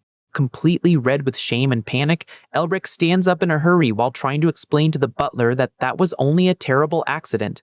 Marie enters into despair and begins to shout, asking for sincere apologies for the misunderstanding, while Aldio covers the young servant's eyes and suggests with irony that the employees pretend not to have seen the master's intimacies. The elderly butler gives a thumbs up and promises that he will warn all the other employees to never disturb the couple when the two are alone, ignoring Elric's desperate protests. With his face burning with shame, the young man tries desperately to get around the embarrassing situation before his wife. Tyria remains lying on the upholstery, with reddened cheeks and breathing in a gasping manner, asking in a low voice for him to just get off her for an instant. Before closing the door and leaving the couple alone again, Aldio winks with complicity and wishes for the two to enjoy their time together well, causing one more shout of anger from Elric. The visiting room door is finally closed with a firm click, leaving only the sound of the young master's complaints echoing from inside. On that starry night, Elric's protest, shouts against the butler's insinuations continue to resound through the large illuminated windows of the imposing Portman mansion. The following morning, the first rays of sun begin to invade the young man's elegant room, while the birds sing happily outside. The housekeeper Rhonda enters the young master's chambers silently and asks in a polite manner if he just coughed. Elric, already awake and wearing only a light shirt, wishes a warm good morning to his dedicated childhood housekeeper. Rhonda notices that the young man appears to be in excellent humor and much more disposed than usual, questioning with a knowing smile if something special had happened on the previous night. She approaches sneakily and whispers with malice in his ear, asking if perhaps they could already expect news about a future heir for the family. The young master becomes red immediately and gestures frantically, insisting that Rhonda should not listen to the outrageous gossip created by the perverted old butler. Rhonda turns her back with a light, amused smile, but soon adopts a serious posture upon warning that the events of the previous night should not be treated only as a mere passing accident. Upon noticing the young man's confused expression, the housekeeper turns with a severe look and asks if he really does not understand the gravity of his attitudes. She presses him with authority and remembers that he spent 10 long years away from home, highlighting that the weight of this time of abandonment is much more painful for a young woman and demanding that he does not leave Tyria lonely ever again. Meanwhile, in her sunny chambers, the young mistress rests quietly on her luxurious double bed after a refreshing night of sleep. Tyria wakes up with a tender smile on her lips, feeling that morning of sun seems much lighter, happier, and special than all the previous ones. She holds the husband's small childhood portrait against her chest and wishes him a good morning in an affectionate manner. The young lady puts the frame back on the bedside table, feeling her chest warmed by the certainty that the barrier that kept her away from Elric finally began to collapse after yesterday's sincere conversation. Stretching with joy under the morning light, she considers the adorable idea of starting to greet her husband personally every morning from then on. The sunny day shines intensely over the vast and productive golden wheat fields that surround the large Portman family property. In the mansion's banquet hall, the young couple settles down to savor the first meal of the day, positioned at the ends of the long wooden table. With calm movements, the meal composed of fried eggs, crispy bacon, and golden toast begins to be served and cut with delicacy. Tyria savors her breakfast in a graceful and tranquil manner, maintaining an impeccable and elegant posture. On the other hand, Elric tries to eat in silence while a drop of cold sweat runs down his forehead, feeling extremely tense and embarrassed due to the intimate accident of the previous night. He cannot focus on the meal because his mind insists on remembering the striking image of his wife fallen and flushed beneath him on the office sofa. Noticing the young man's evident nervousness, Tyria calls him sweetly, making him jump in shock in the chair and answer in an affable and clumsy way. With slightly reddened cheeks, the young lady asks with shyness if, in case her husband has some free time today, he would like to accompany her on a stroll through the property. The young man raises his eyes from his plate and repeats the word stroll with a visibly surprised expression. In silent panic so that he does not misunderstand the invitation, Tyria explains in a hurry that the inspection is necessary due to the proximity of the harvest festival and that the presence of the lord of the house would be fundamental for the workers. Understanding the importance of the event for the family's lands, Elric lets out a warm smile and relaxes his posture at the table. He stares at her in a docile manner and accepts the invitation immediately, guaranteeing that it will be an honor to accompany her during the inspection of the wheat fields. Tyria feels her heart fill with joy with the positive answer and consents with a nod of her head and a beautiful, shy smile on her lips.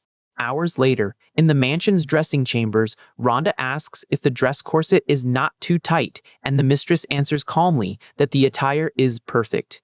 Under the attentive supervision of the housekeeper, the young maids help Tyria adjust her elegant and luxurious dark blue walking dress before the large mirror. Satisfied with the result of the mistress's look, Rhonda instructs Marie to continue assisting the young mistress while she withdraws to verify that the master has also already finished preparing himself. Upon opening the hallway door, the housekeeper comes across the young man already ready and celebrates happily for noticing that he was not late for the commitment. However, Rhonda's expression changes instantly to a look of deep judgment and incredulity upon analyzing the young man's attire. Elric appears dressed with a bizarre pirate hat with wide brims and leather clothes worthy of a road mercenary, questioning with an awkward smile if there would exist any more practical and efficient clothing for a walk in the field. Furious with the young man's lack of sense, Rhonda grabs him firmly by the arm and drags him back through the hallway, railing that he is going to inspect a family farm and not march to a war in bandit attire.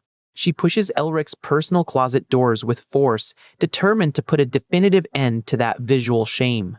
The young master tries to protest while being dragged into the room, insisting in vain that he is already a grown man and perfectly capable of choosing his own clothes alone. Without listening to the heir's complaints, Rhonda throws him back onto a chair with authority and orders in a harsh manner for him to remain seated while she provides an appropriate attire of a true lord.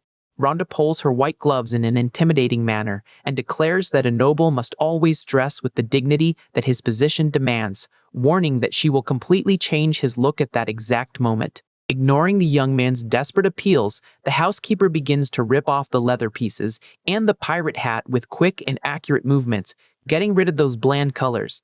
With his shirt half open, Elric laughs nervously and begs for Rhonda to stop, insisting that he himself can dress as long as she just chooses the clothes and leaves the room once and for all. The woman lets out an amused laugh and provokes him, asking if the young master would be ashamed of her right now, remembering that he used to run naked through the mansion when he was just a child. Tired of chatter, the dedicated housekeeper advances decided upon the heir and demands that he hurry up with that. With a firm pull, she rips off his shirt at once, making the young man stumble backward, letting out a shout of shock. However, the triviality of the moment disappears instantly when Rhonda brings her hand to her mouth, completely shocked and without reaction before what she just saw. Before her eyes, the young man's chest and abdomen reveal themselves filled with deep and frightening battle scars accumulated throughout a decade of war. Trembling and with eyes filled with tears, the housekeeper asks with a choked voice what could have happened to his body throughout all these years of absence. With a serious and slightly embarrassed countenance, Elric begins to button his shirt slowly, commenting that it was exactly for this reason that he insisted on dressing alone. Rhonda approaches with a broken heart, begging in tears for him to tell her what was so terrible he had to face on the battlefield. The young man rests his hand affectionately on the housekeeper's tearful face and promises with tenderness that he will tell her the entire truth as soon as the appropriate moment arrives. With a gentle and somewhat vulnerable smile, the young master asks earnestly for her to keep secret about these marks and not reveal anything to Tyria. Feeling the weight of the young man's silent suffering, Rhonda bites her lips and grips his hand with force to contain her own crying. Recovering her firm housekeeper posture, she wipes her tears and guarantees that, from that day on, she will be the only one responsible for assisting him in dressing, receiving a sincere thank you from the young master. Shortly after, Elric walks with elegant steps toward the carriage where the elderly coachman Aldio awaits him patiently. The young man appears impeccably dressed with a luxurious dark blue gala suit and the satin scarf perfectly aligned around his neck. Upon analyzing him through his monocle, Aldio confesses with relief that he feared the young man would appear dressed as a bandit and make the mistress faint with shame, concluding that his worries were in vain. The young master laughs and confesses with good humor that almost happened, but that fortunately Rhonda intervened in time to save him from a visual disaster. While the two talk, Aldio gestures in respect upon noticing Tyria's approach, who comes walking gracefully toward the carriage.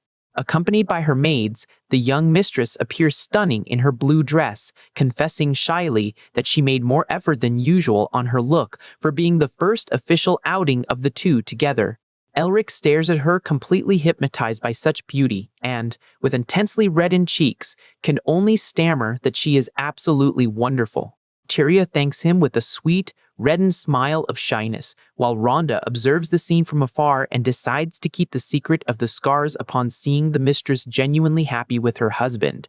The heir extends his hand with chivalry and helps his wife climb into the vehicle under the beautiful blue sky that crowns the beginning of that journey. A short time later, the carriage arrives at the busy market of the Portman property, where the voices of the residents begin to echo in a tone of surprise. The news about the young master's return spreads like wildfire among the crowd of the local market, generating a wave of whispers and gossip about the unexpected return of the Portman heir. Elric walks arm in arm with his wife, waving back in a friendly manner and wishing that everyone is well and prosperous on the farm. In the grocery sector, friendly Aunt Michelle recognizes the young man immediately and celebrates enthusiastically, hugging the former mischievous boy who now became such a strong and imposing man. Close to the village taverns, the old local residents also approach happy and surprised, finding it hard to believe that the young man really returned home. One of them notices the young man's cane and questions what would have happened to his leg, making Elric scratch his head awkwardly and answer that it was only a light combat injury, while the peasants lament that the future lord needs so much robustness. Suddenly, an enthusiastic shout calling for Boss Elric makes the protagonist look back with curiosity. It is Bart, the young man's great childhood friend, who runs toward the group with an immense and warm smile from ear to ear. The two friends greet each other with an extremely strong handshake, full of nostalgia. In the middle of laughter and jokes, Elric celebrates that his companion has not changed absolutely anything, while Bart jokes that the boss is so different and elegant that he almost didn't recognize him. The blonde young man greets Tyria with respect, and the young mistress returns the affection, wishing sincerely that her husband's childhood friend is in excellent health. Always very animated, Bart points to his business and invites the couple to stop by his tavern later so that they can drink and celebrate the reunion properly. Hitting his chest with enthusiasm, the Portman heir promises that he will certainly pay a visit to his friend for them to catch up on the conversation. The couple says goodbye to Bart with friendly waves while continuing their pleasant walk through the busy market under the afternoon light. Observing the two moving away arm in arm, the young tavern keeper smiles satisfied upon realizing that, against all his expectations from the past, they form an incredibly harmonious couple. At the end of that productive day, the carriage begins the return journey to the mansion, while the sun sets on the horizon of the vast wheat fields. Inside the vehicle, Tyria remains concentrated on reading a book while Elric observes her in an attentive and silent manner. The young man spies on the pages of the work and notices, surprised, that his wife is concentrated on studying a detailed encyclopedia about botany. With a soft and affectionate tone of voice, the protagonist breaks the silence of the environment and calls for his wife in a docile manner. Tyria raises her eyes from her reading with slightly reddened cheeks, answering promptly to her husband's call. With a welcoming smile on his lips, Elric reveals his desire to start helping her actively in the administration of the lands, asking gently for her to teach him everything about the farm work. Awkwardly, he scratches the back of his neck and admits that she carried that heavy burden entirely alone for too long, expressing his firm desire to act with the responsibility of a true family leader, even if late. The young man guarantees that, if she guides him and teaches him the work with patience, he will become very useful for the businesses, leaving the young lady so awkward that she hides her reddened face behind the book. Peeking over the pages with a sweet, emotional smile, Tyria sheds tears of happiness upon realizing that her husband finally became the mature and reliable man she always dreamed of. With renewed determination, the young mistress closes the botany book with a firm snap on her lap. She stares at her husband with her brilliant golden eyes and, with a look full of firmness and sweetness, asks if he would be prepared for her to be extremely rigorous in her teachings, exactly in the way the late patriarch taught her. Elric laughs lightly in a docile manner and accepts for her to be rigid with him during the teachings. While the carriage continues its journey under the beautiful sunset, the young man asks if his late father really taught her with such rigidity. And Tyria answers with a proud smile that yes, although she never received scoldings for being an exemplary student who learned everything very quickly. The scene then moves to a busy tavern located near the chamber border under the intense glow of the full moon. Inside the establishment, dozens of customers take advantage of the night to drink, talk, and have fun in a quite noisy environment. Suddenly, a person with black boots and red socks enters the place, hitting their foot with force on the wooden floor, and orders in a loud voice for all the fools there to shut their mouths and pay attention to her. The tavern keeper interrupts immediately his cleaning of his glasses and looks in the direction of the entrance with an expression of extreme surprise and confusion. Revealing herself under the torchlight, a young woman with red hair and a dark cloak stands at the door and warns coldly that she will ask that question only a single time. With a gloomy and intimidating look, she demands in a harsh manner for them to tell her where Kasha is, the feared sword demon. The next day, on the imposing Portman family property, the morning sun rays illuminate the luxurious mansion under a golden sky. In the office, the soft sound of a pen sliding over the paper echoes through the environment, while a hand signs several documents with agility. Upon seeing his wife immersed in so much work, Elric asks if she usually takes care of all that paperwork alone, and Tyria answers with calm that this only happens in fact during the busiest harvest periods.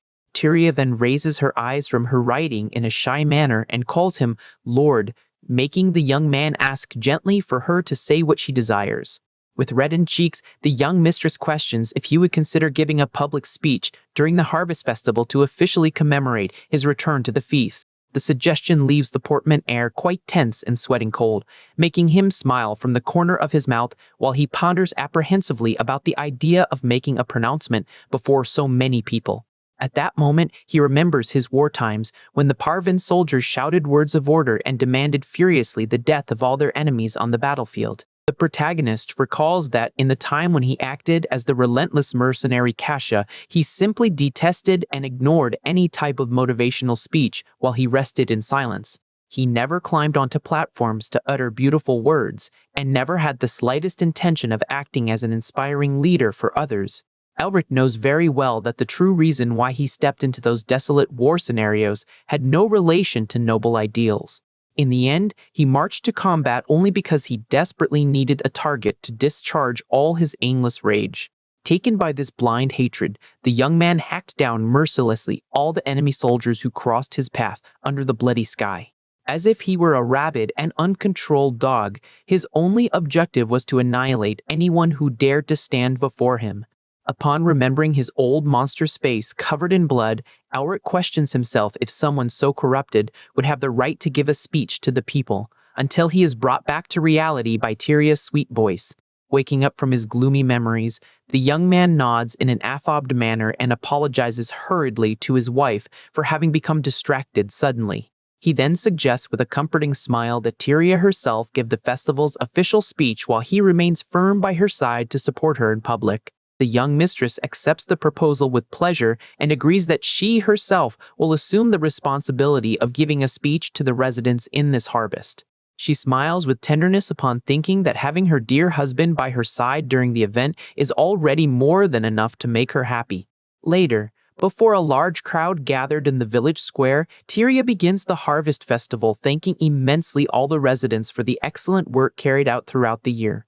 With a radiant smile, the young mistress ends her words by declaring officially open the event and inviting everyone to enjoy the party to the maximum. The peasants celebrate the opening with enthusiastic shouts of joy and clap their hands to celebrate the beginning of the festivities. Hand in hand with Elric, Tyria stares at him with affection and asks if they should not also go to have fun and explore the festival stalls. As soon as the couple begins to walk through the busy square, the local residents watch them with deep admiration and comment happily about the illustrious presence of their leaders. A friendly resident approaches and offers, in a respectful manner, a plate of typical food for the young mistress to try. Shortly after, another peasant extends an immense mug of foaming beer and invites the young lord to drink and celebrate with them. With their arms full of gifts, the couple smiles happily and thanks from the heart for the hospitality, wishing a wonderful festival to all those present. While they walk, Tyria's eyes suddenly widen in astonishment upon noticing something very unusual happening in the center of the square. She grabs her husband's arm firmly with reddened cheeks and points excitedly for him to observe the attraction right ahead. On the main stage, a costumed artist performs for the weeping public and announces the beginning of a rare spectacle wrought directly from the royal court. The presenter proclaims in a loud voice that the next and dangerous attraction consists of the incredible act of swallowing swords. The court jester sticks the sharp blade entirely into his own mouth, leaving the young mistress completely shocked with such audacity, while her husband observes the scene with an awkward smile. At the end of the impressive performance, Tyria applauds enthusiastically along with the other spectators in the square. However, upon looking to the side, she notices that Elric remains with a completely neutral and disinterested expression before the show. Upon being questioned if he did not find the presentation impressive, the young man scratches his head and changes the subject, saying that he has just seen many people swallowing swords in the past, hiding the fact that in the war he was responsible for making the enemy swallow real blades. Continuing the pleasant stroll arm in arm, the couple passes in front of a large panel that announces a knife-throwing game. The stall owner recognizes the protagonist and invites him in a loud voice to give some throws, making the children around become extremely excited to see the lord play. The merchant points to 3 apples hanging on the wooden panel and guarantees that he will give a nice prize in case he manages to hit the targets. Elric smiles awkwardly and comments that it has been a long time since he held a knife, but the boys insist fervently for him to demonstrate his combat skills. With a sweet smile on his face, Tyria holds his hand and encourages him to participate in the game together with the little ones. Yielding to the affectionate appeals of his wife, the portman heir takes the weapons and walks toward the throwing line, under the happy shouts of the children. The owner of the game asks in a humorous manner for the lord not to be too nervous, without imagining that the young man's red eyes just sharpened with the coldness of a true warrior.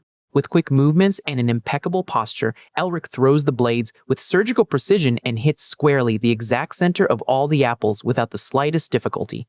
The merchant and the children stand completely jaw-dropped and let out a shout of surprise before such a feat. Tyria observes the scene with reddened cheeks, unable to believe her husband's surgical precision. Noticing the general astonishment, Elric begins to sweat cold and wonders if he should have pretended to be a little worse at throwing so as not to raise suspicions. He decides to disguise his extraordinary ability by attributing everything to pure luck, commenting in a humble manner with his wife that he hopes to have done enough not to be embarrassed. Extremely excited, Tyria joins her hands and compliments her husband enthusiastically, saying that watching him throw the knives was like watching the performance of a true knight.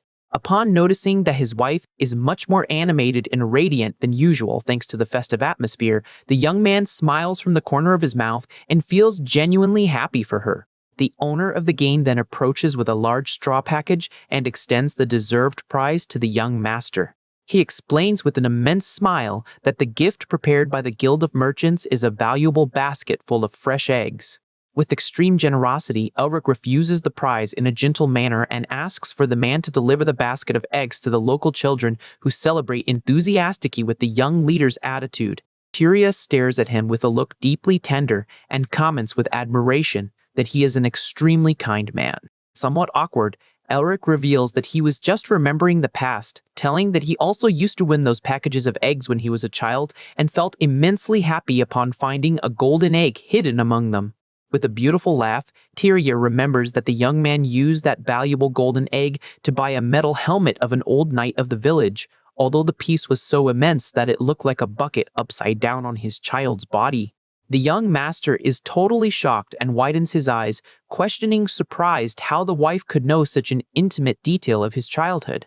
In silent panic, Tyria stutters and tries to disguise in a hurry, alleging in a clumsy manner that he was the biggest troublemaker in the region and that the rumors about his mischief ran all over.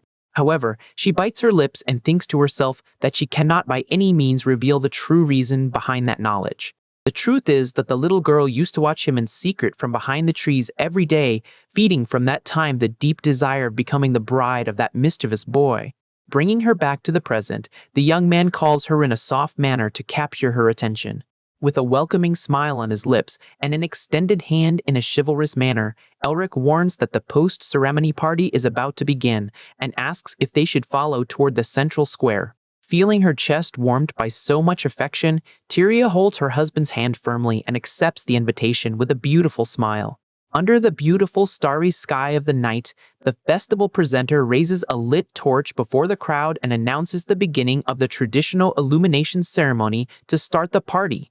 Before lighting the large bonfire, he makes a point of thanking warmly the illustrious presence of the Portman couple, praising the stunning beauty of the young mistress in an enthusiastic manner. The crowd has fun and laughs at the orator's declaration, while Elric comments with good humor that the man is indeed a quite charismatic figure. The presenter gestures in a dramatic manner to the public and invites everyone to make a prayer in favor of the prosperity and eternal glory of their lands.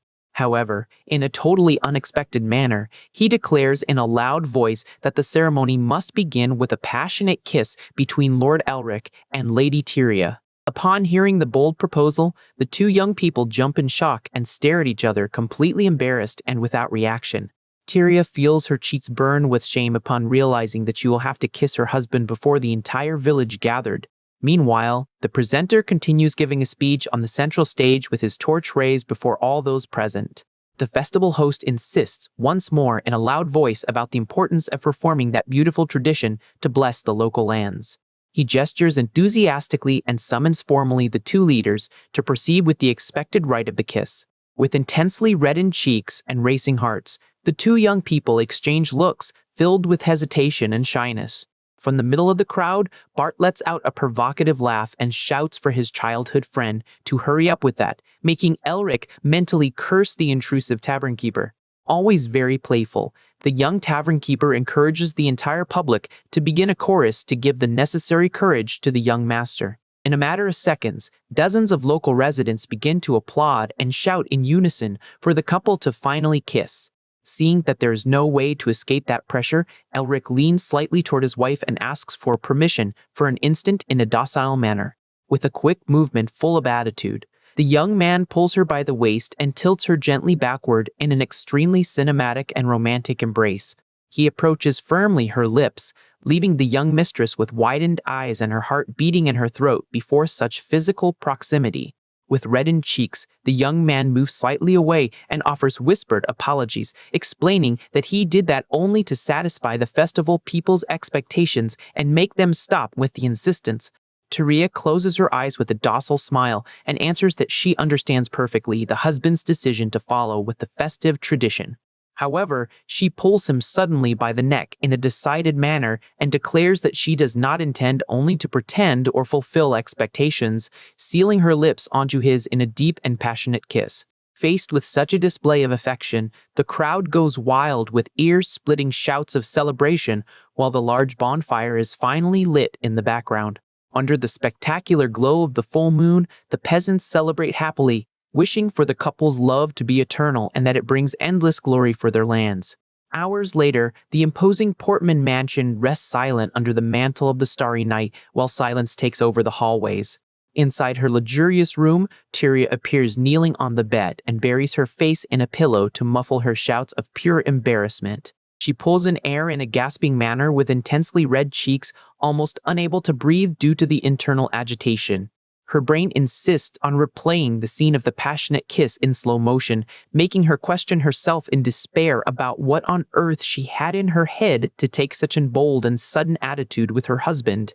Anguished with the fear that her spouse might now consider her a strange or too daring woman, the young mistress rolls from one side to the other in bed, unable to close her eyes throughout the entire night.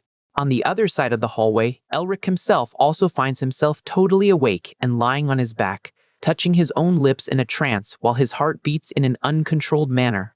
Meanwhile, in a place distant from there, the imposing residence of an influential noble family rises majestic under the sunny sky of the kingdom of Armen. Inside the luxurious palace, a hand holds with elegance a sophisticated porcelain cup adorned with golden details.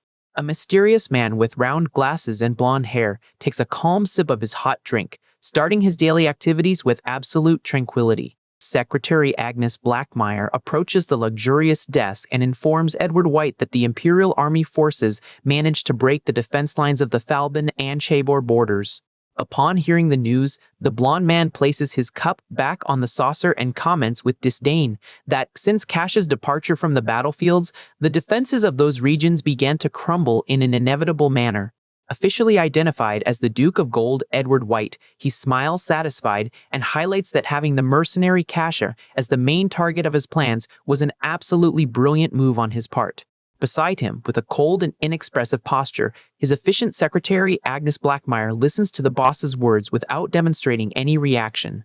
However, the young lady adopts a firmer posture and questions if it is really prudent to allow these two regions to fall into the hands of the Imperial Army, since they possess a considerable financial participation within the powerful EW group. Edward takes another sip of his tea and explains calmly that the war of conquest initiated by the Emperor has already lasted 7 long years, detailing that these two localities only managed to maintain military financing until now due to the shares they possessed in his corporation. He turns the rest of the drink in his mouth while he compliments that those lands already lost completely any capacity to pay off the monumental debts they accumulated with the Kingdom of Armen. With an astute look, the Duke guarantees that the definitive fall of the two regions is only a matter of time now that the feared mercenary is no longer there to defend them, highlighting that they only need to rescue important allies and recover control of their shares before the final collapse. Understanding the boss's real intentions, the secretary extends her hand to hold the gold teapot on the table and serve more drink. While serving Edward's cup with graceful movements, Agnes comments in a neutral tone that he is an extremely relentless man in his business. The blonde man changes his posture immediately and complains in a caricatured and tearful manner, insisting in his defense that he is only fulfilling his civic duty as an honored noble of the Kingdom of Armen. Resuming the focus of the conversation in a serious manner, the young lady questions if it would be really safe to leave the legendary Kasha free and without any type of constant surveillance. The Duke of Gold lets out a light smile from the corner of his mouth and corrects the secretary, guaranteeing that the feared sword demon no longer exists and that he is now only an ordinary man named Elric Portman. Heinz makes mention that they should have eliminated the warrior definitively from the start to avoid future risks, to which Edward retorts, sweating cold, that trying to kill him in a direct manner would have been a fatal error in case they failed the mission. The blonde man remembers that the secretary witnessed Kasha's absurd power in the past, when the mercenary managed to deflect a projectile at the speed of sound using a magical barrier in a fraction of a second, even after having had his knees gravely shattered in combat. He rests his elbows on the table and explains that it would be a tremendous waste to simply take the life of someone with such potential, affirming with conviction that the current outcome ended up being much more beneficial for his plans. Edward comments that the warrior he met was a mercenary of soul and that both belonged to the same type of ambitious people, although there exists a crucial and very striking difference between their personalities. The Duke gestures in a calm manner and reveals that, unlike common warriors who fight strictly for gold, Elric never acted based on his own interests or personal gains.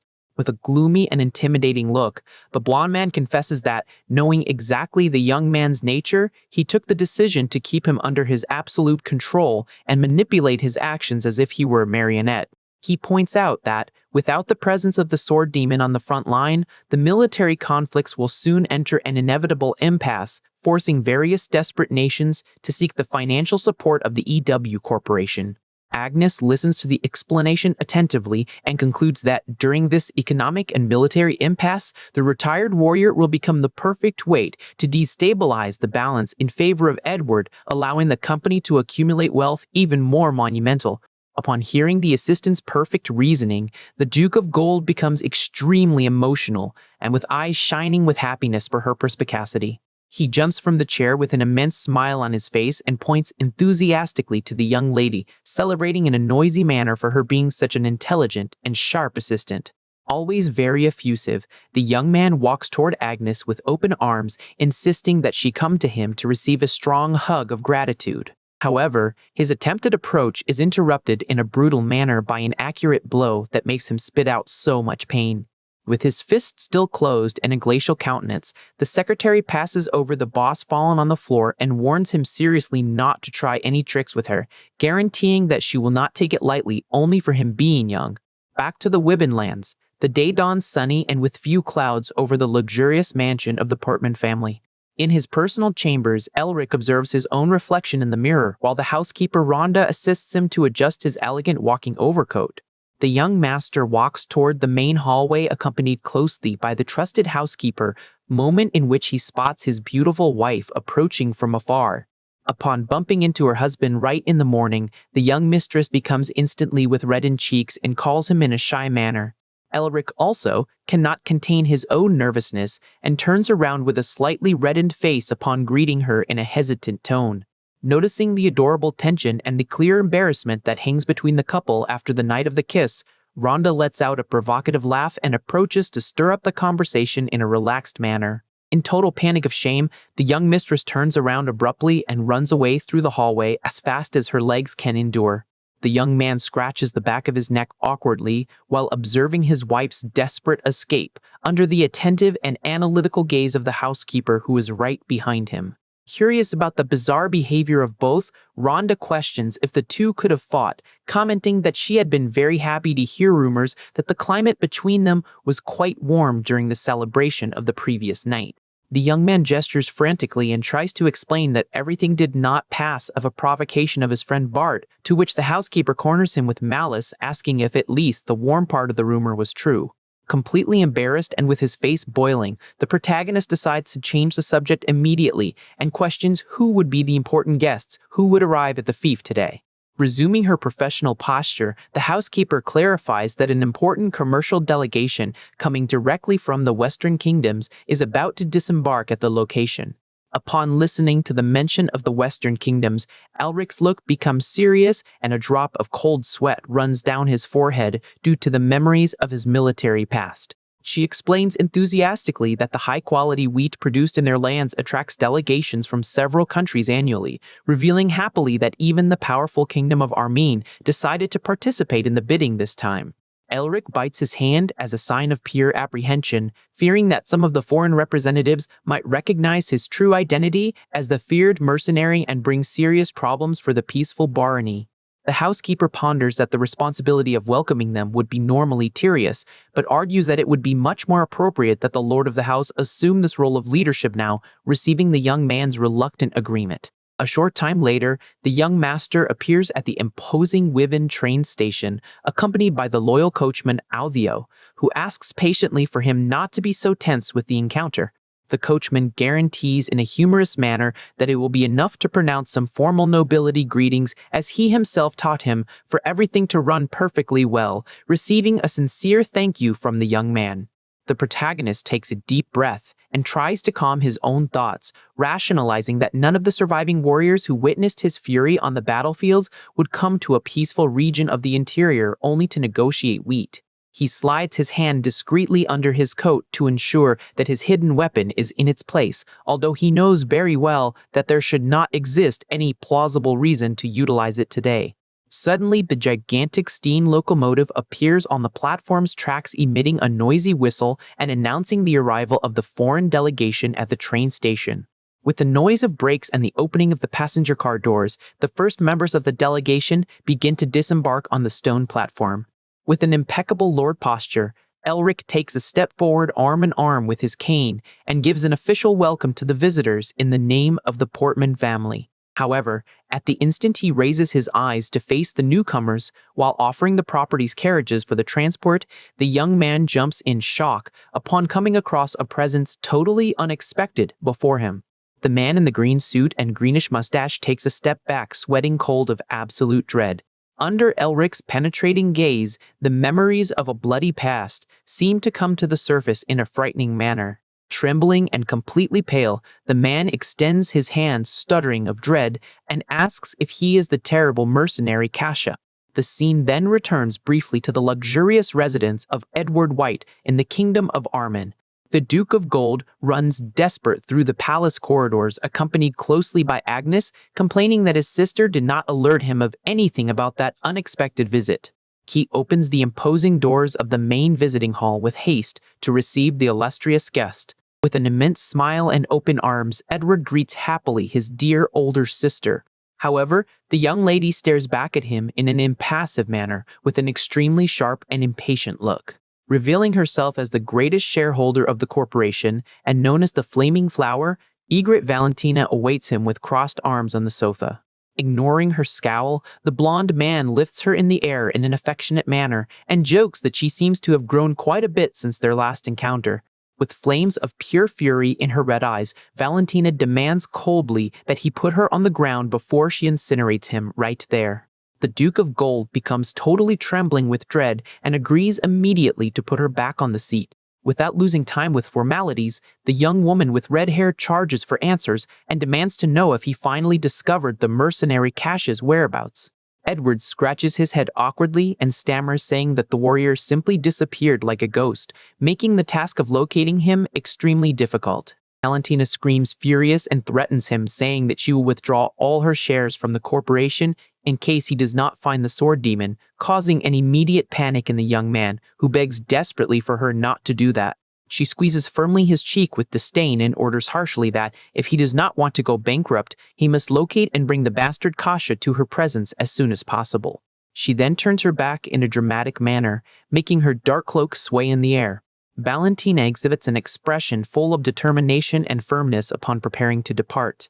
She withdraws from the hall, warning coldly that she will not give him much time and demands that he at least discover the warrior's trail, leaving Edward totally discouraged. The imposing visiting hall doors close with a violent thud right behind her. Still kneeling on the floor under Agnes' gaze, Edward answers, startled, that he will never reveal Kasha's real location to his sister, knowing very well that the meeting of those two monsters would cause a catastrophe of continental proportions. Changing focus quickly, the young man stands up and questions if the commercial delegation from Armen has already been duly sent to the Wyvenfieth.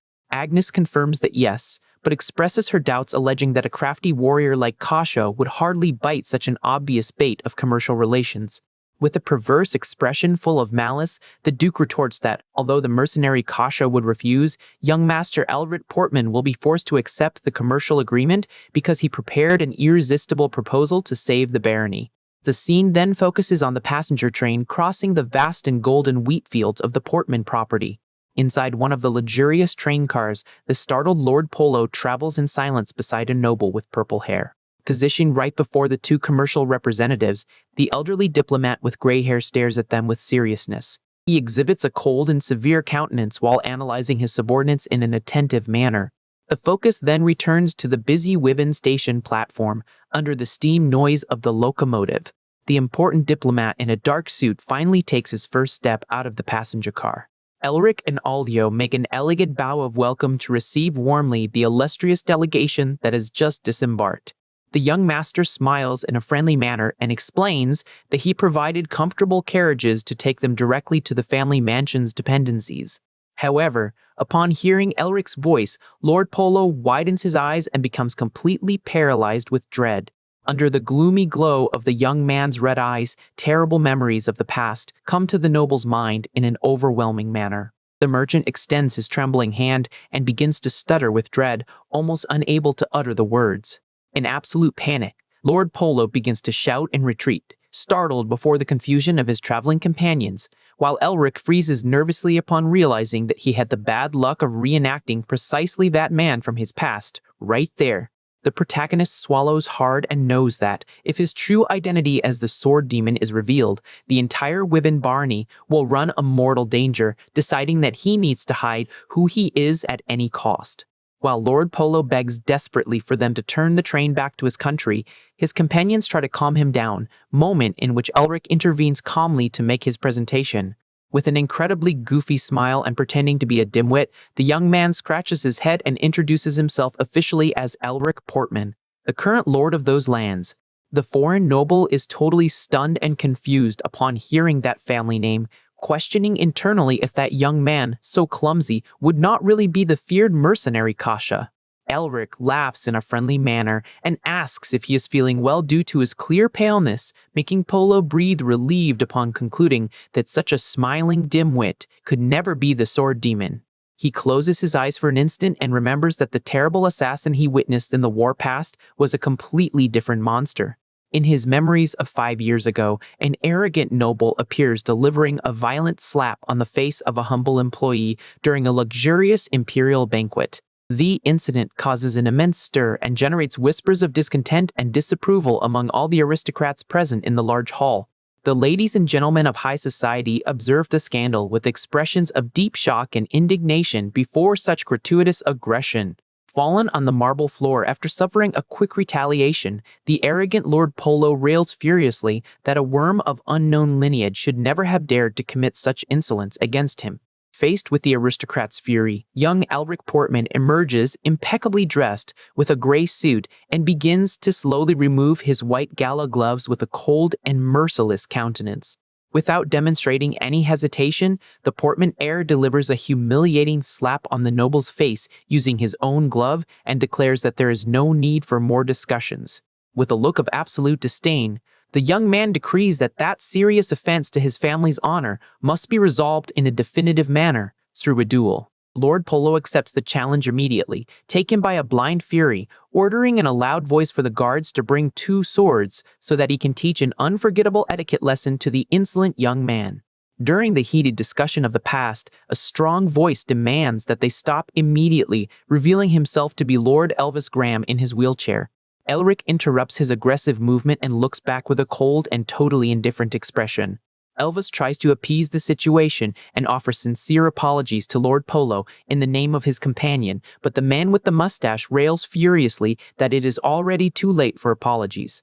While the arrogant Polo rails that he will not accept that serious offense to his honor, Elvis assumes a severe posture and orders harshly for the feared mercenary Kasha to lower his head and offer immediate apologies to the noble. Upon hearing the name of the feared sword demon, Polo becomes instantly paralyzed with dread, remembering that Kasha is a legendary and extremely dangerous figure with whom nobody should ever dare to cross paths or make enmity on the battlefield. He focuses his eyes on the young man and swallows hard upon concluding that the terrible demon he witnessed in the war past was exactly that relentless creature. Returning to the present at the train station, Polo calms down and tries to disguise his desperate reaction, alleging that he ended up getting carried away without necessity and asking for them to disregard the misunderstanding, leaving Elric quite relieved upon proposing to continue the walk. However, while he walks right behind the young man who smiles in a friendly manner, the foreign noble ruminates with anger upon thinking that the simple memory of that damned mercenary is still capable of haunting him in that way. He casts a look from the corner of his eye extremely suspicious toward the Portman heir. The family's luxurious carriage follows its journey under the stunning reddish sky of the sunset. The elderly coachman Aldio warns the passengers that they will arrive at the imposing mansion's dependencies in a few instants and asks for everyone to prepare to disembark. Upon arriving at the main courtyard, the beautiful Tyria awaits them gracefully beside her maids and gives them an official welcome to the Wyvern lands. With a welcoming smile and very elegant, she introduces herself formally as Tyria Portman and declares that it is an immense honor to receive the prestigious foreign delegation. Noticing the visible fatigue of the group after the long trip, the young mistress suggests gently that they settle in their chambers first to rest and recover their energies. She then turns toward the housekeeper and requests that Rhonda accompany personally the guests to their respective rooms, receiving an immediate affirmative answer. A few hours pass and the darkness of the night falls over the imposing Portman mansion, while soft knocks echo on the door of one of the rooms. Settled comfortably in a red armchair of his chambers, Lord Polo wonders at the disturbance at that time of the night and questions if it would be room service. With calm and decided steps, a man invades silently the noble's room. Polo interrupts his sentence immediately and widens his eyes upon coming across the Portman heir's silhouette before him. Elric stares at him in an extremely serious manner under the room's gloom and declares coldly that, although it is not room service, he will need to disturb Lord Polo this night. Dominated by a sudden dread, the noble slips from his armchair and falls awkwardly on his knees on the marble floor. Pointing his trembling finger toward the young man, he stammers desperate and states that gloomy look confirms that he is really the terrible sword demon. The man's desperate screams echo through the illuminated windows of the property, repeating with absolute certainty that the young master hides the true face of the terrible Kasha. Seeing that there are no more reasons to keep the charade before his old war acquaintance, Elric approaches calmly and confesses that he no longer intends to hide his true identity. Recoiling, dragged on the floor of pure despair, Polo stammers and questions why he is doing that, begging for him to spare him and remembering that he had already offered apologies for what occurred in the past. Elric settles with elegance in the red armchair that belonged to the guest and points out coldly if he is referring to the fateful day in which he humiliated publicly his family. The young man stares at him with a glacial look and warns in a sharp manner that he does not remember having accepted those apologies at any moment of his life. Noticing the man's despair, Elric questions if he plans to continue thrown on the floor and invites him in an ironic manner to sit so that they can discuss some pending business. Fixing his sharp red gaze on the interlocutor, the young master questions if his delegation did not travel all the way there precisely with the intention of buying the wheat produced in his lands. After the initial shock, the two men finally settle in the armchairs positioned face to face in the luxurious visiting hall. Lord Polo tries to regain his composure, although he continues sweating cold under the intimidating presence of the former sword demon. Elric begins the negotiations, revealing in a casual manner that before receiving them at the station, he had a private meeting with the influential Lord Ugil. Polo widens his eyes and questions anxious about the content of that conversation, to which the young man answers quietly that the other noble made him a very interesting financial proposal. The protagonist inquires if Ugil's plan would be to acquire the totality of the Weeben agricultural production all at once. The scene then shows Lord Ugil holding a relucent gold coin while confirming that all the purchased wheat would be later distributed throughout the vast western regions under the control of the Kingdom of Armen. The elderly noble slides the valuable coin over the wooden table, detailing that a percentage of commission would be passed directly to the Portman family's coffers. However, he raises his index finger and imposes a single and severe condition to close the deal, demanding absolute exclusivity in the purchase of all the wheat for his own kingdom. The diplomat stares at the young man with seriousness and expresses his confidence that the current leader of the Portman house will take the most intelligent decision for the future of his lands.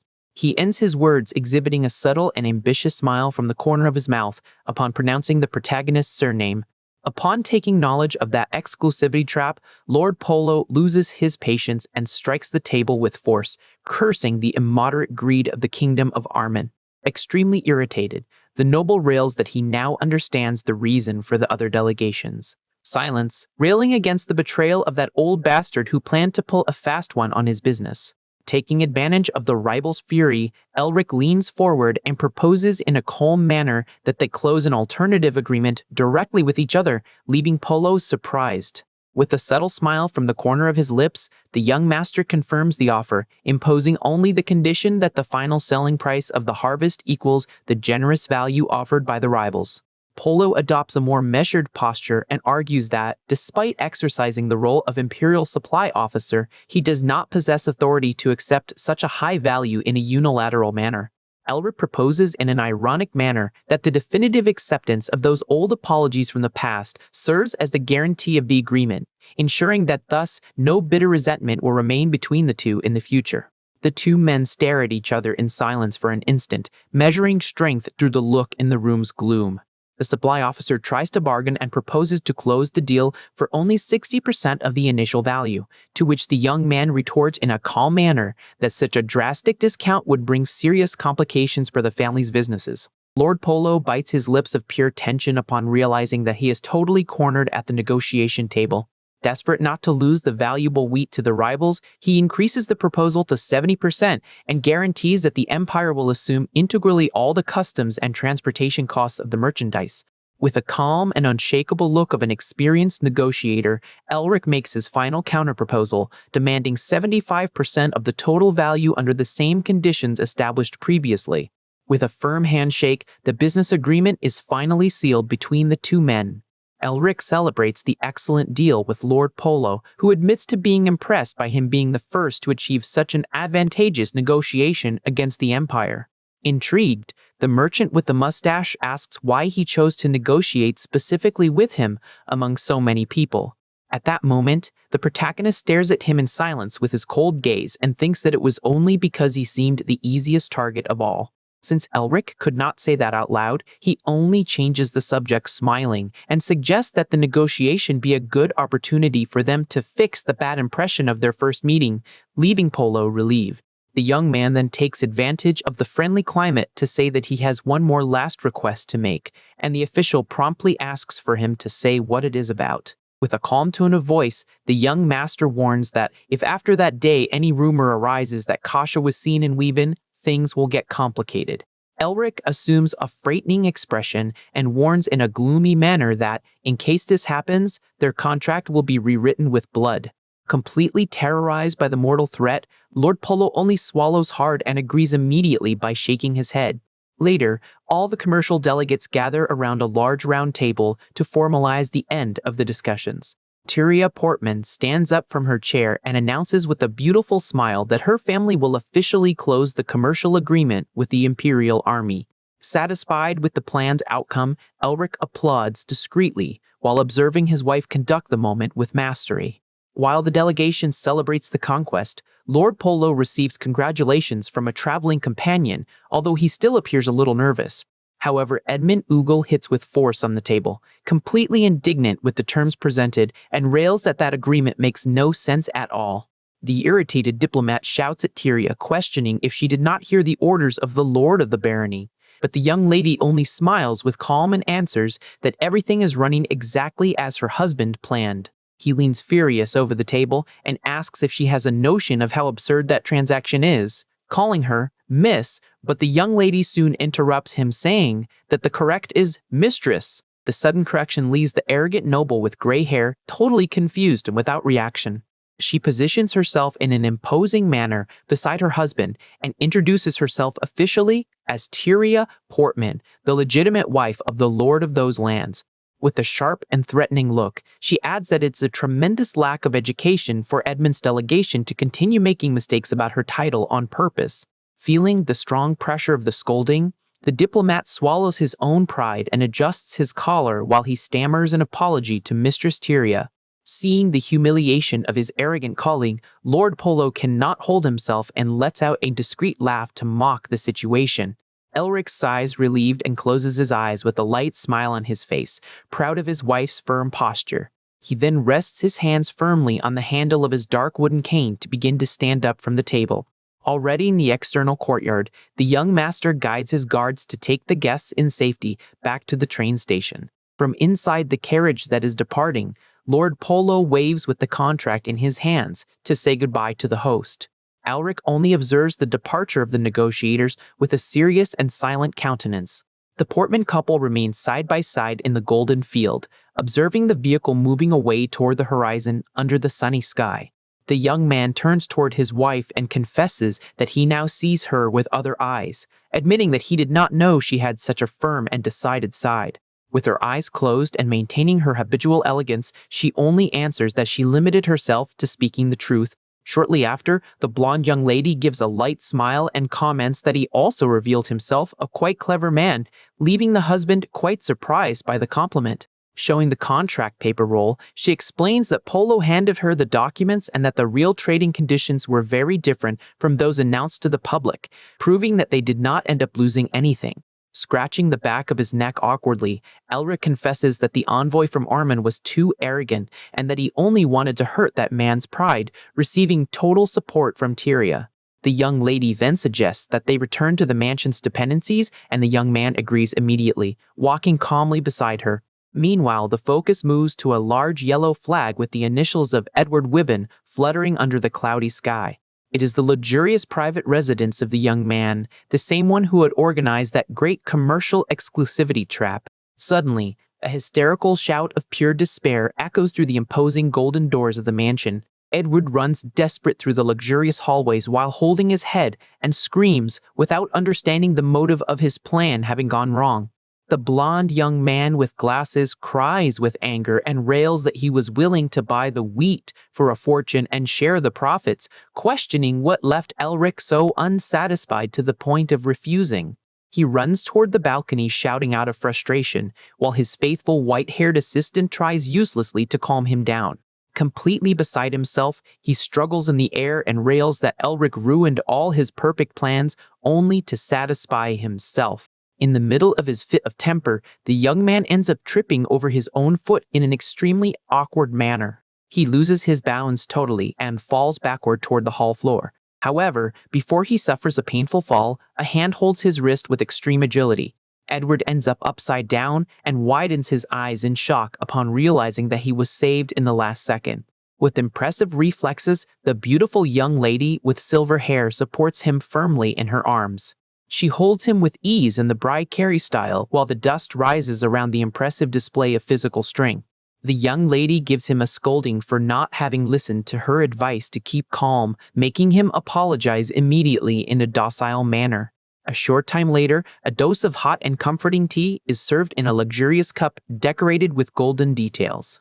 The assistant asks if he finally managed to calm down a little, and the young man thanks the tea with affection.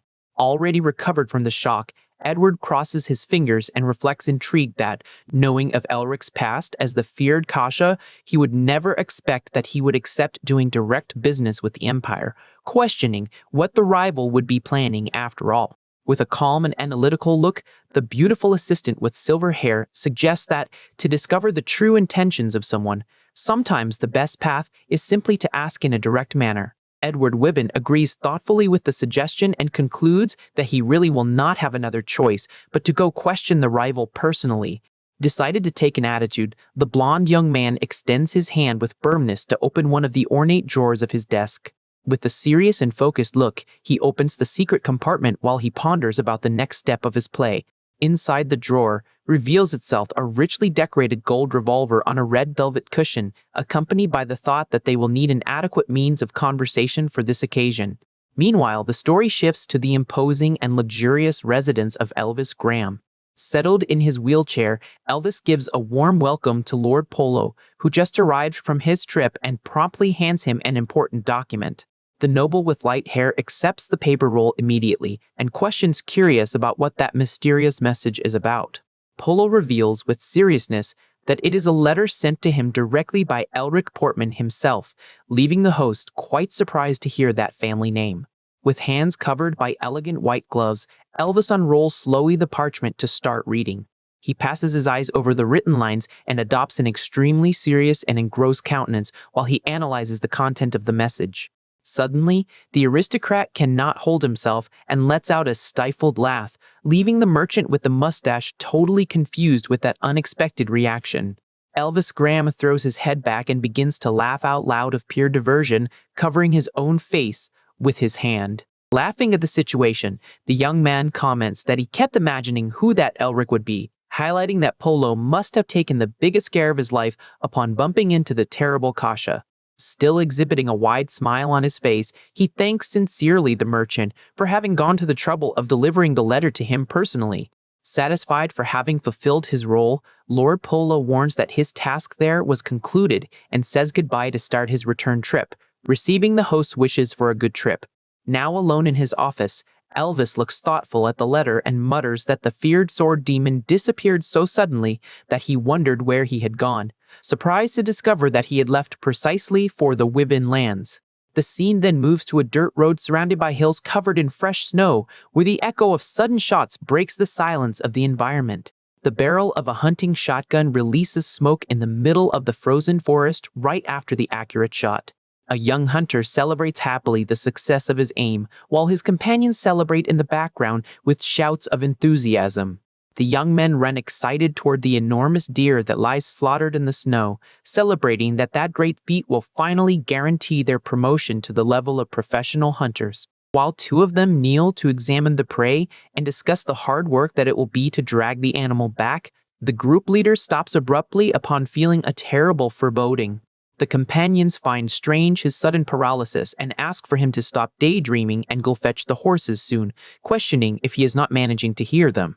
With sweat dripping down his face of pure dread, the young man makes a sign of silence with his finger on his mouth and begs for them to stay quiet immediately. He wields his staff defensively and orders in a low voice for the two to move away immediately from the prey, generating even more confusion in the other hunters. Trembling with fear, the young man explains that he is feeling a terrible chill in his spine that indicates the imminent presence of a magical beast in the surroundings, insisting that they need to flee from there without losing time. The companion disdains the warning and says that it is obvious that it is cold because they are in the middle of winter, ordering harshly for him to stop talking nonsense and bring them out soon. However, a violent thud shakes the ground right before the group, making everyone enter into absolute panic from one hour to the other.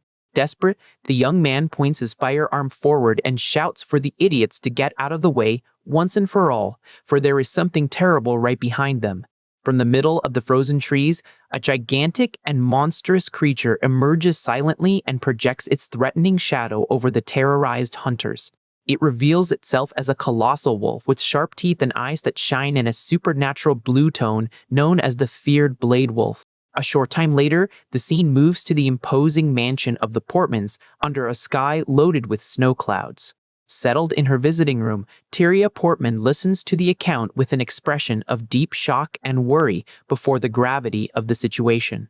The three surviving hunters appear kneeling before her, with dirty and dejected faces, confessing that they fled the location in complete panic to save their lives. Demonstrating her immense kindness and empathy, the young mistress thanks them for their courage in reporting what occurred and suggests that they take a hot tea to calm down, promising that she will talk to her husband to resolve the problem once and for all. She then turns toward the housekeeper and requests that Rhonda provide generous meals and hot drinks to welcome warmly the frightened young men. In the family's private library, loyal butler Aldio removes a heavy illustrated encyclopedia of monsters from the wooden shelves. Walking side by side with the mistress through the hallways, the elderly man analyzes the book's pages and cross-references the information with the desperate accounts of the surviving hunters. He closes the book with seriousness and reveals that the terrible creature sighted in the forest is, without doubts, a specimen of the dangerous Blade Wolf. Tyria questions startled if it really is about a magical beast, and Aldio confirms that yes, although he explains that the species should have disappeared from the region after the death of its old leader.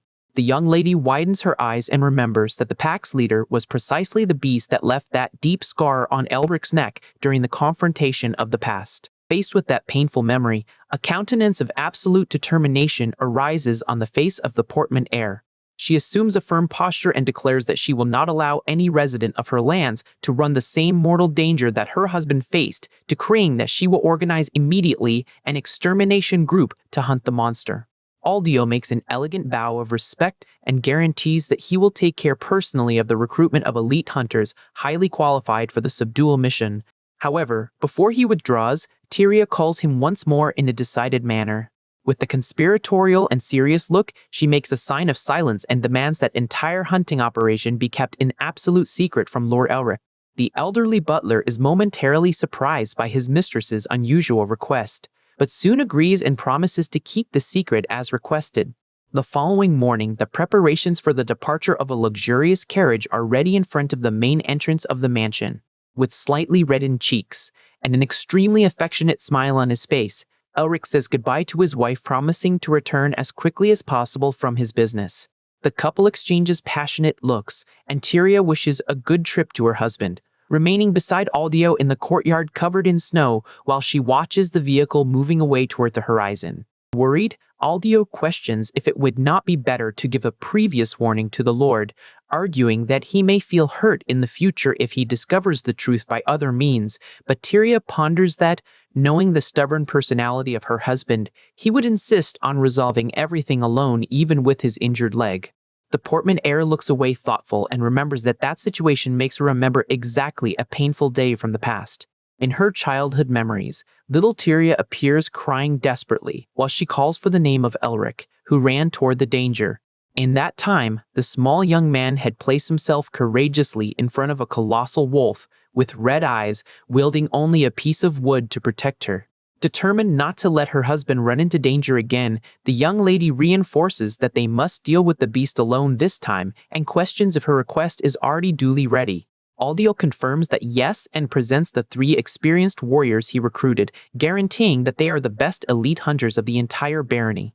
Tyria plans to conclude the hunt before her husband's return, but the elderly butler is startled to realize that she intends to accompany personally the extermination group deep into the forest. Wearing an elegant blue overcoat with fur details, the young noble argues firmly that accompanying the people she sent to danger is her sacred duty as an aristocrat. Seeing that he will not manage to make her change her mind, Aldio yields to the mistress's insistence, but imposes the strict condition that she retreat immediately in case the magical beast appears. Meanwhile, the scene shifts to the busy and frozen commercial district of Weebin, where the residents walk bundled up through the streets covered in snow. Under the snow that falls softly stands out the wooden sign of an old and respectable local clinic. Inside the office, a friendly elderly doctor with glasses examines the protagonist's leg and celebrates the excellent recovery of the scar, affirming that it is practically healed.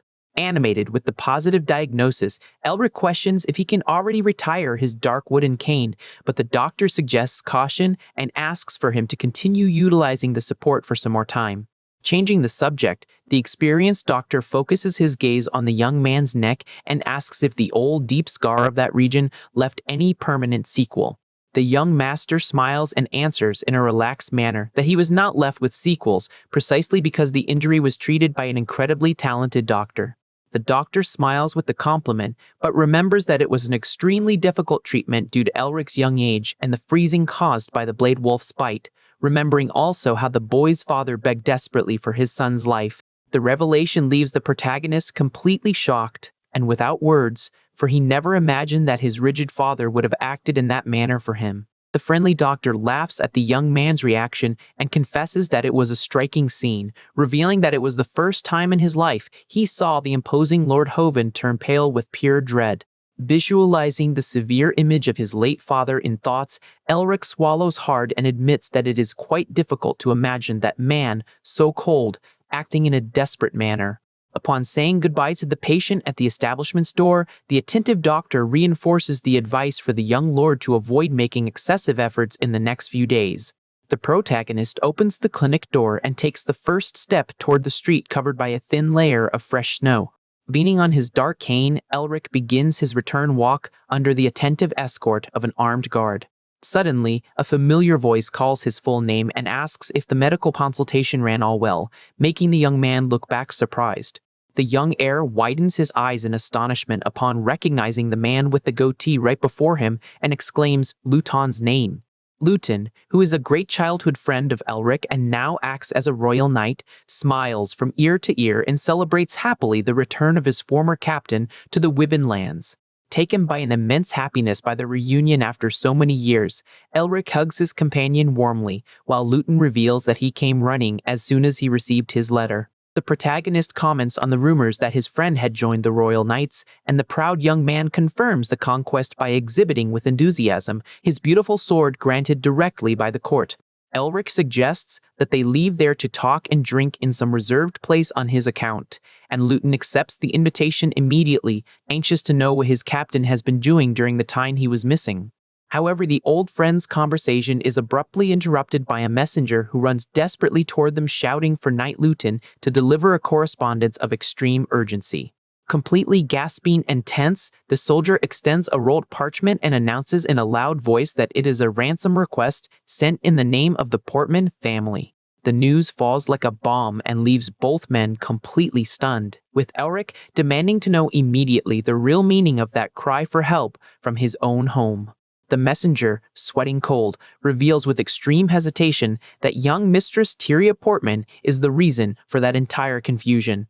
With a look of absolute panic shining in his red eyes, the protagonist listens to the soldier confirm that his beloved wife was attacked by a terrible magical beast in the forest. Meanwhile, in the frozen mountains of Weaven, the ear-splitting noise of shotgun shots echoes intensely in the middle of the blizzard.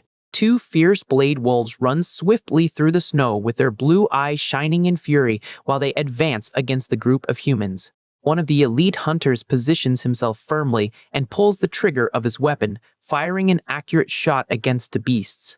The projectile hits squarely the forehead of one of the monsters, making the immense wolf let out a howl of pure pain and despair.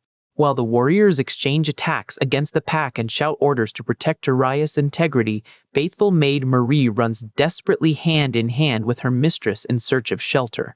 Pointing toward the frozen trees, the young redhead spots an old wooden cabin and suggests that they take refuge there immediately. Marie and Tyria run toward the entrance of the old structure while the maid begs for the mistress to enter quickly to protect herself from the cold and the danger. From outside, the hunter commander orders in a loud voice for his men to light the light stones to illuminate the path in the middle of the blizzard.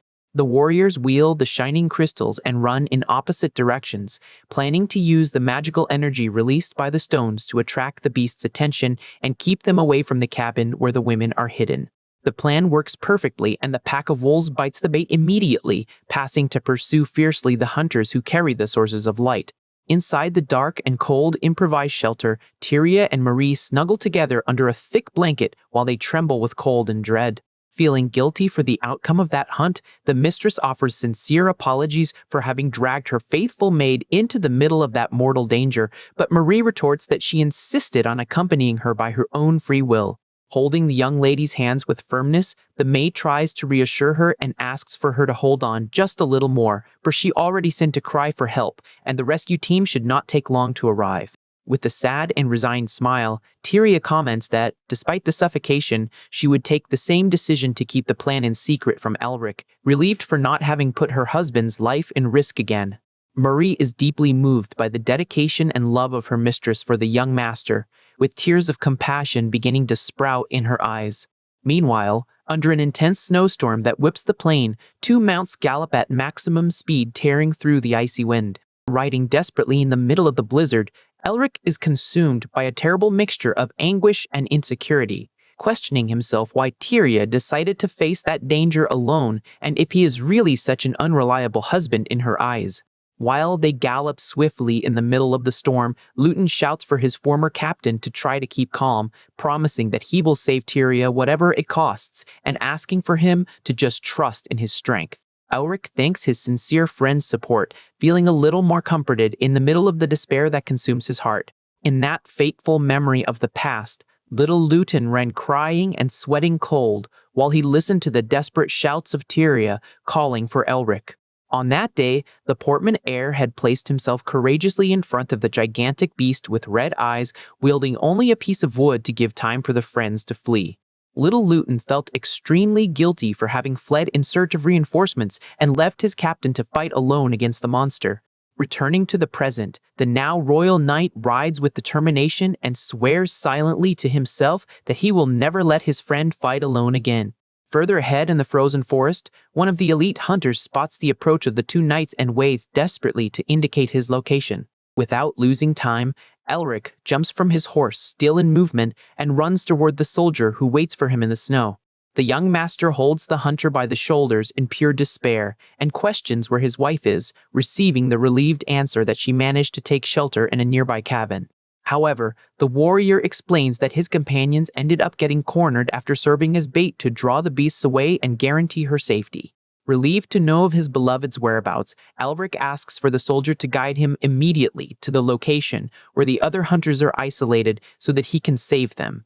However, Luton places his hand firmly on the protagonist's shoulder and prevents him from following forward with that dangerous idea. The knight argues that he must go running to meet his wife, guaranteeing that he will take care personally of rescuing the lost hunters, even knowing that they are dealing with the dangerous blade wolves. Luton exhibits a confident smile and asks for the captain to trust him, affirming with pride that he is no longer that cowardly boy from the past. Elric smiles back with pride and agrees immediately, recognizing that his childhood companion finally became a true knight. The knight then orders for the hunter to guide him to the location of the corner companions, and the two depart quickly toward the rescue. With his heart beating strongly with anxiety, the protagonist turns toward the shelter under the storm and mentalizes that he needs to run as fast as possible into Tyria's arms. The portman heir runs with all his strength in the middle of the violent blizzard that whips the Wibben forest. His feet sink deeply into the thick layer of fresh snow with every quick and decided step. Protecting his eyes from the freezing wind, the young man rails against the relentless blizzard and wishes desperately that everyone involved is safe. After an exhaustive search, he finally spots the silhouette of the old wooden cabin in the middle of the trees covered in snow. Elric opens the shelter's wooden door at once with a violent thud. Gasping and taken by despair, the young master shouts his beloved wife's name while he sweeps the interior of the location with his gaze. Curled up in a corner of the cabin, Tyria and Marie jump in shock and look astonished at the protagonist's figure who just invaded the precinct. Without saying a single word, the young man walks with long and hurried steps toward his wife. Elric envelops her in an extremely tight and relief-filled hug, leaving the redhead maid totally without reaction before such a display of affection. With cheeks reddened with shame and surprise, Tyria returns the affectionate gesture and asks why he traveled from so far to find her. The young master only presses her body with even more force against his chest, as if he wanted to guarantee that she really was safe and sound there. He moves away a little and, with a mixture of rage and worry in his voice, rails that he is the one who should be asking that question, questioning why she took such a dangerous attitude without at least consulting him. Tyria looks away awkward and confesses in a low voice that she only acted that way because she did not want to expose him to danger again. Hurt with the answer, Elric stares at her in the eyes and asks with a tone of sad voice if she really trusts so little in his strength. Desperate to undo the misunderstanding, the blonde young lady hugs him with force again and stammers that that was not what she wanted to say in any way. The young man returns the warm hug and confesses that he is only extremely happy for her to be safe, begging for her to promise that she will never again face a risk situation alone. Nestled comfortably in her husband's chest, the young lady closes her eyes with a beautiful smile and makes the solemn promise. Wrapped in her own blanket nearby, young Marie observes the romantic scene of the masters with an incredibly cute and satisfactory expression of happiness. Suddenly, the sound of heavy footsteps echoes from outside the cabin, making the couple move away quickly with expressions of alert. Marie runs to the entrance to check and announces happily that the other elite hunters finally returned from the forest safe and sound. Elric exits the shelter beside his wife and congratulates the group for the quick and efficient work, thanking for everyone's effort in the mission. However, upon analyzing the faces present, the young master notices the absence of an important element, and his countenance changes instantly to a serious expression. He questions harshly about Luton's whereabouts, making the chief hunter look away with evident embarrassment and nervousness. The soldier reveals with hesitation that the knight ordered them to retreat while he would remain alone to face the pack of wolves, leaving the protagonist in an absolute state of shock. Dominated by a sudden fury, Elric hits his hand on his forehead out of so much frustration and rails against his childhood friend's stupidity. Without hesitating, he orders the warriors to escort Tyria and Marie in safety down the mountain while he will return alone to the forest to save Luton. However, as soon as he turns to depart toward the blizzard, a hand grabs firmly the sleeve of his blue overcoat. The young man looks back from the corner of his eye and bumps into Tyria's worried countenance, who confesses being terrified by the possibility of him getting seriously injured. With eyes filled with tears and reddened cheeks, Tyria begs for him to make the solemn promise that he will return alive and in safety to her arms.